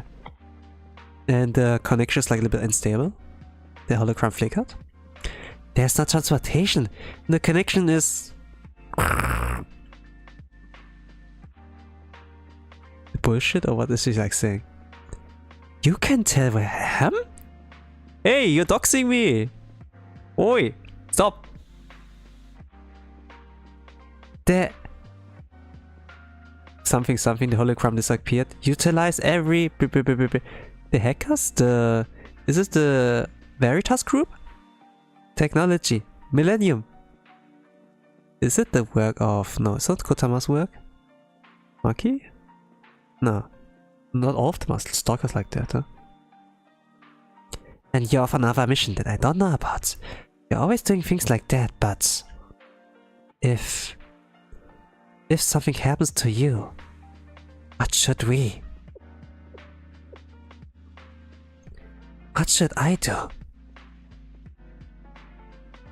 I'm sorry, Yuka, but you don't have to worry so much. Everything will turn out fine?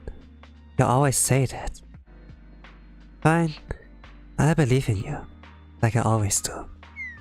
Not like I have any other choice. Anyway, there's something I need to report. There's a strange phenomenon occurring in the sea. Some mysterious terrain made of metal appeared, and it's expanding at a rapid pace. We're sending exploration drones and other unmanned devices, but we've lost connection with every single one. At this rate, oh dear, the metal terrain is going to reach your current coordinates in just over a day. Yes. I understand what you're saying. Can I ask you one favor, Yuka? Please don't send any drones more, you make it stronger! Huh? But any travel to the area? And you're there because... Okay. Bullshit. And there's no need to worry? You'll fill me in later, right? Of course. You promised, okay? If you pray... Beep, beep, beep. Shit, yeah. Alright. She's very regulate people, that's like why it's censored. And that's why... okay. I think like just connection's like super bad.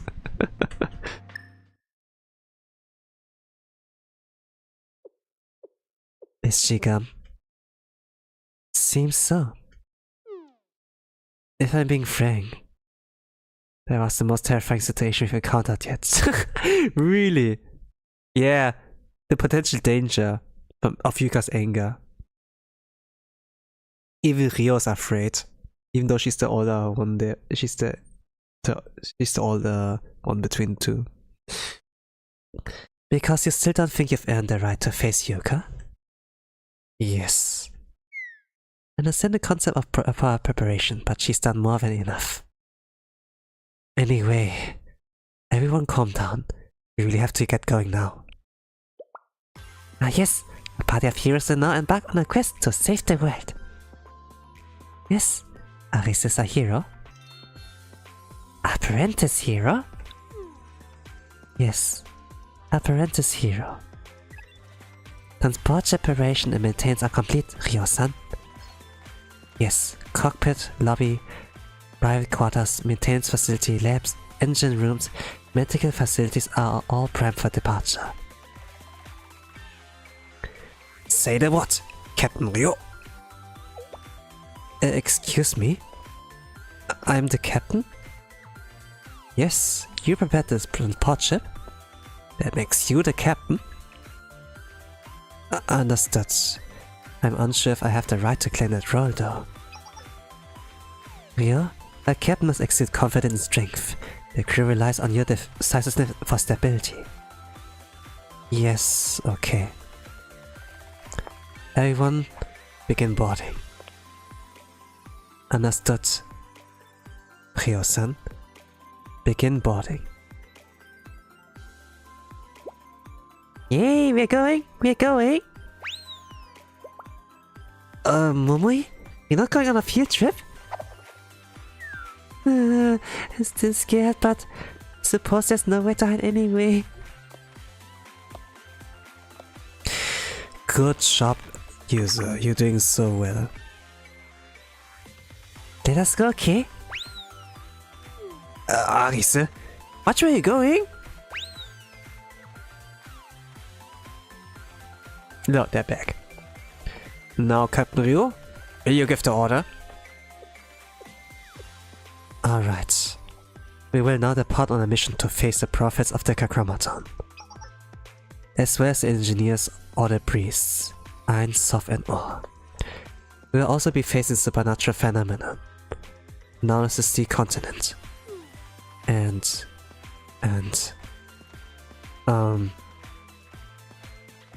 Ryo has still a long way to go. I suppose you could say this isn't an area of expertise.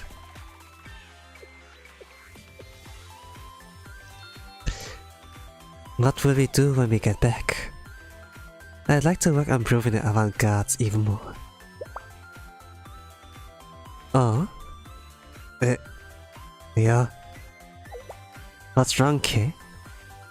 Is that not considered a bad omen?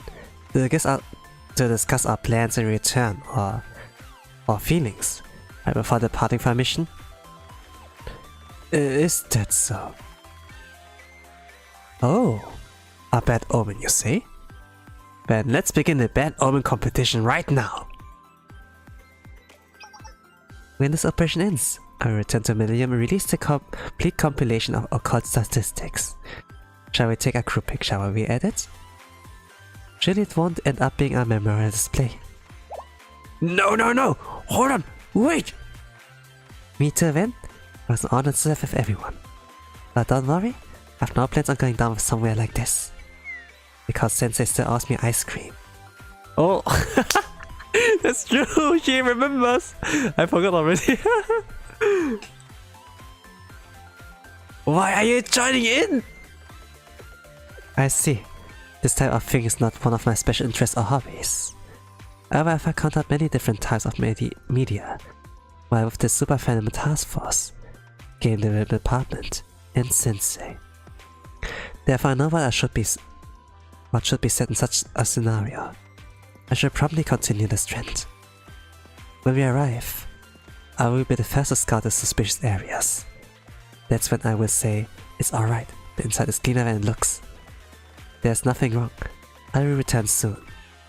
And then I will receive head pats from Sensei in a nice and quiet place. This is really odd specific.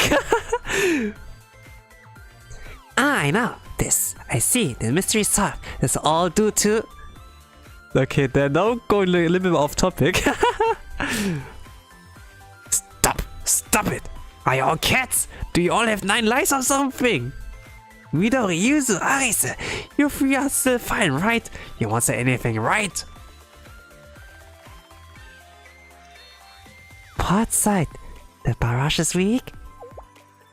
We destroyed the third bridge. Did we do it? Midori, even a red flag. Every single one of you, shut up! We will return back safely. This is an order. That's the spirit, K? Huh? What do you? Oh, they even made K. Raise the red flag even more. Let's go. Ah! I see. So you want to join too? Should have said so, okay? I didn't know.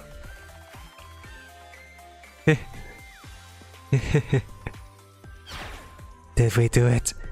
Is it over? Did we finally succeed? It's all over. We won. It's over. Sirs, you're right. Yay. We broke Kei-chan. Yay. And whose fault is that? After a strange series of events, I believe it really is time to depart now. We will accelerate the max power from the moment we take off, so please wear your seatbelts. Now character moments are over. It's just like progressing with the story, I hope for now. Do not leave your seats until you hear the announcement that it's safe to do so, and stay alert. Toki, I leave it to you. Understood, Ryo. Son, everyone? We will now take off and make our way to the sea continent. Let's go! Ikuzo! And the gatekeeper's like Ye's sword, so this will be the first thing they encounter. Enemy transport ship departure confirmed. They arrive in a few hours, and Tiba return to where it belongs.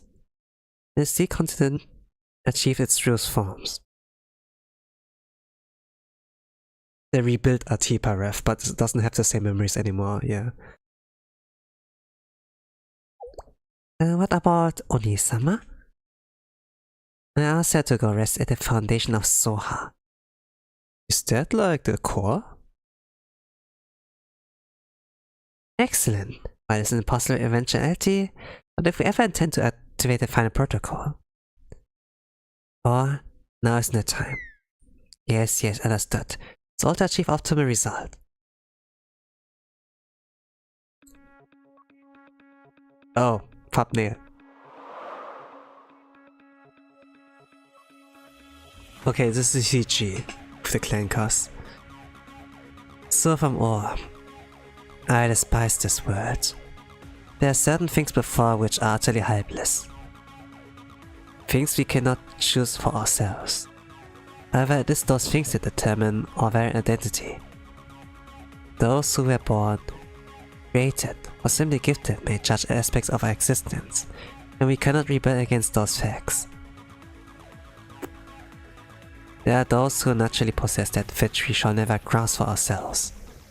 If we were to disappear without trace, without reason, no one would be left to mourn our passing. We may put our very heart and soul into the events that are about to unfold, just as those beings will, and we may still be unable to influence the outcome. We, who have no mystic, find ourselves with our own limitations. Yeah? They're still pretty strong though. Yeah.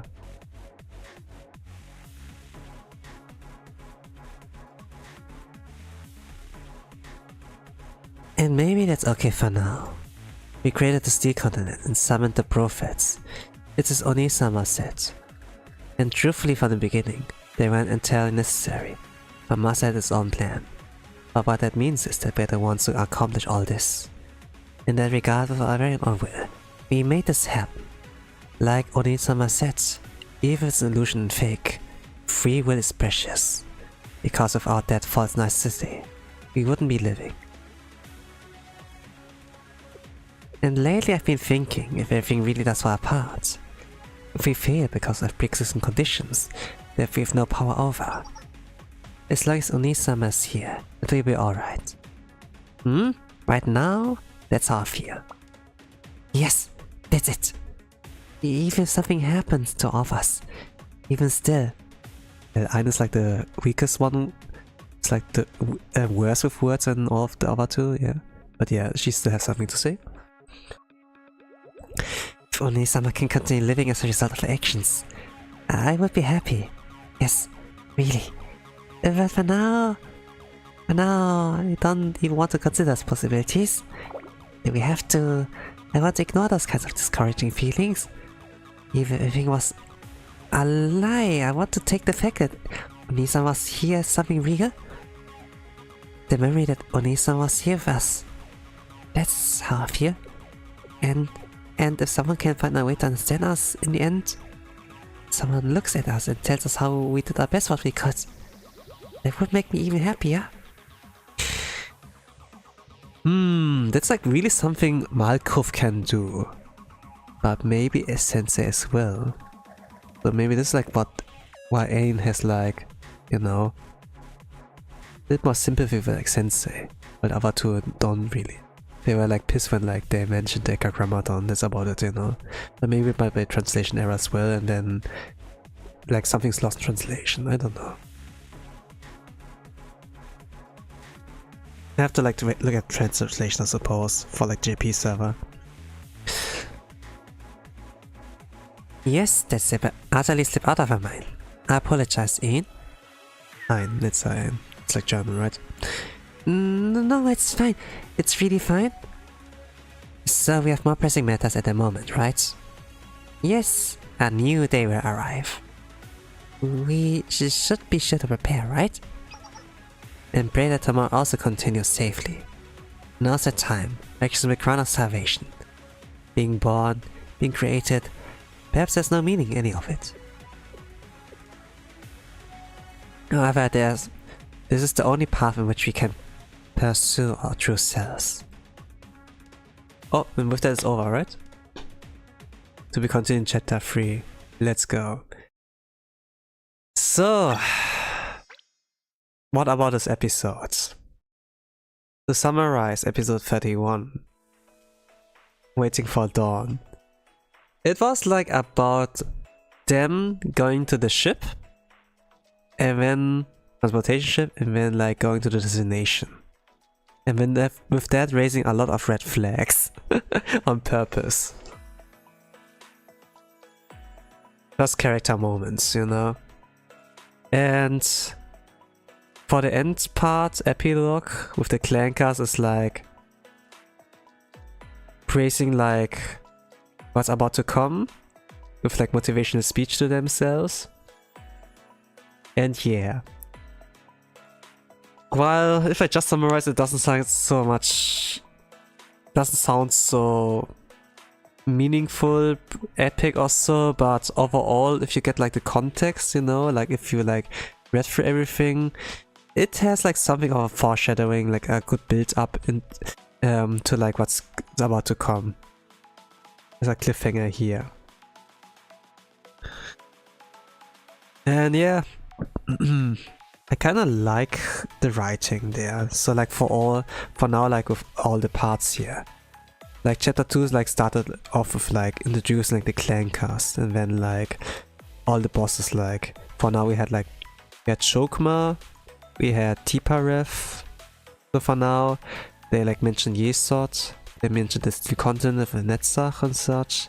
Malkuth appeared, and Kay, more insights, more lore to like Arise, you know, that she's like the princess of the nameless gods, that she can wield the power, you know, that amount of power. And it's like power that can like dictate, like can like lead to the end of the world, you know, or like to saving the world. In a different timeline, she like ended the world there. But here, like so sensitive, you know, they're like able to like, you know, they do their own choices, you know, decide what they want to be, and this is to be a hero, you know. Yeah. And this will be like really like focused like around Arises and K's, you know, like background, and also like clashing like with the Clankers there. I'm gonna call them Clankers instead of like Einsof or and Malkuth. But yeah, it's gonna be like really interesting, especially like if this gonna end, like, you know, this conflict is gonna end and they like maybe like join forces, you know. But I'm not really sure like what is like continuous there. Like I think like everything has been dug up regarding like personality of like the Clankers, you know. They're not really evil, but they misunderstand something, you know. So yeah, I'm looking forward to the action and thing. They will put a lot of budget in that, since because in like PV5 there was a lot of like budget, like full of animation, full of like Sakuga, you know. I'm looking forward to that. Battlesuits look like pretty nice there.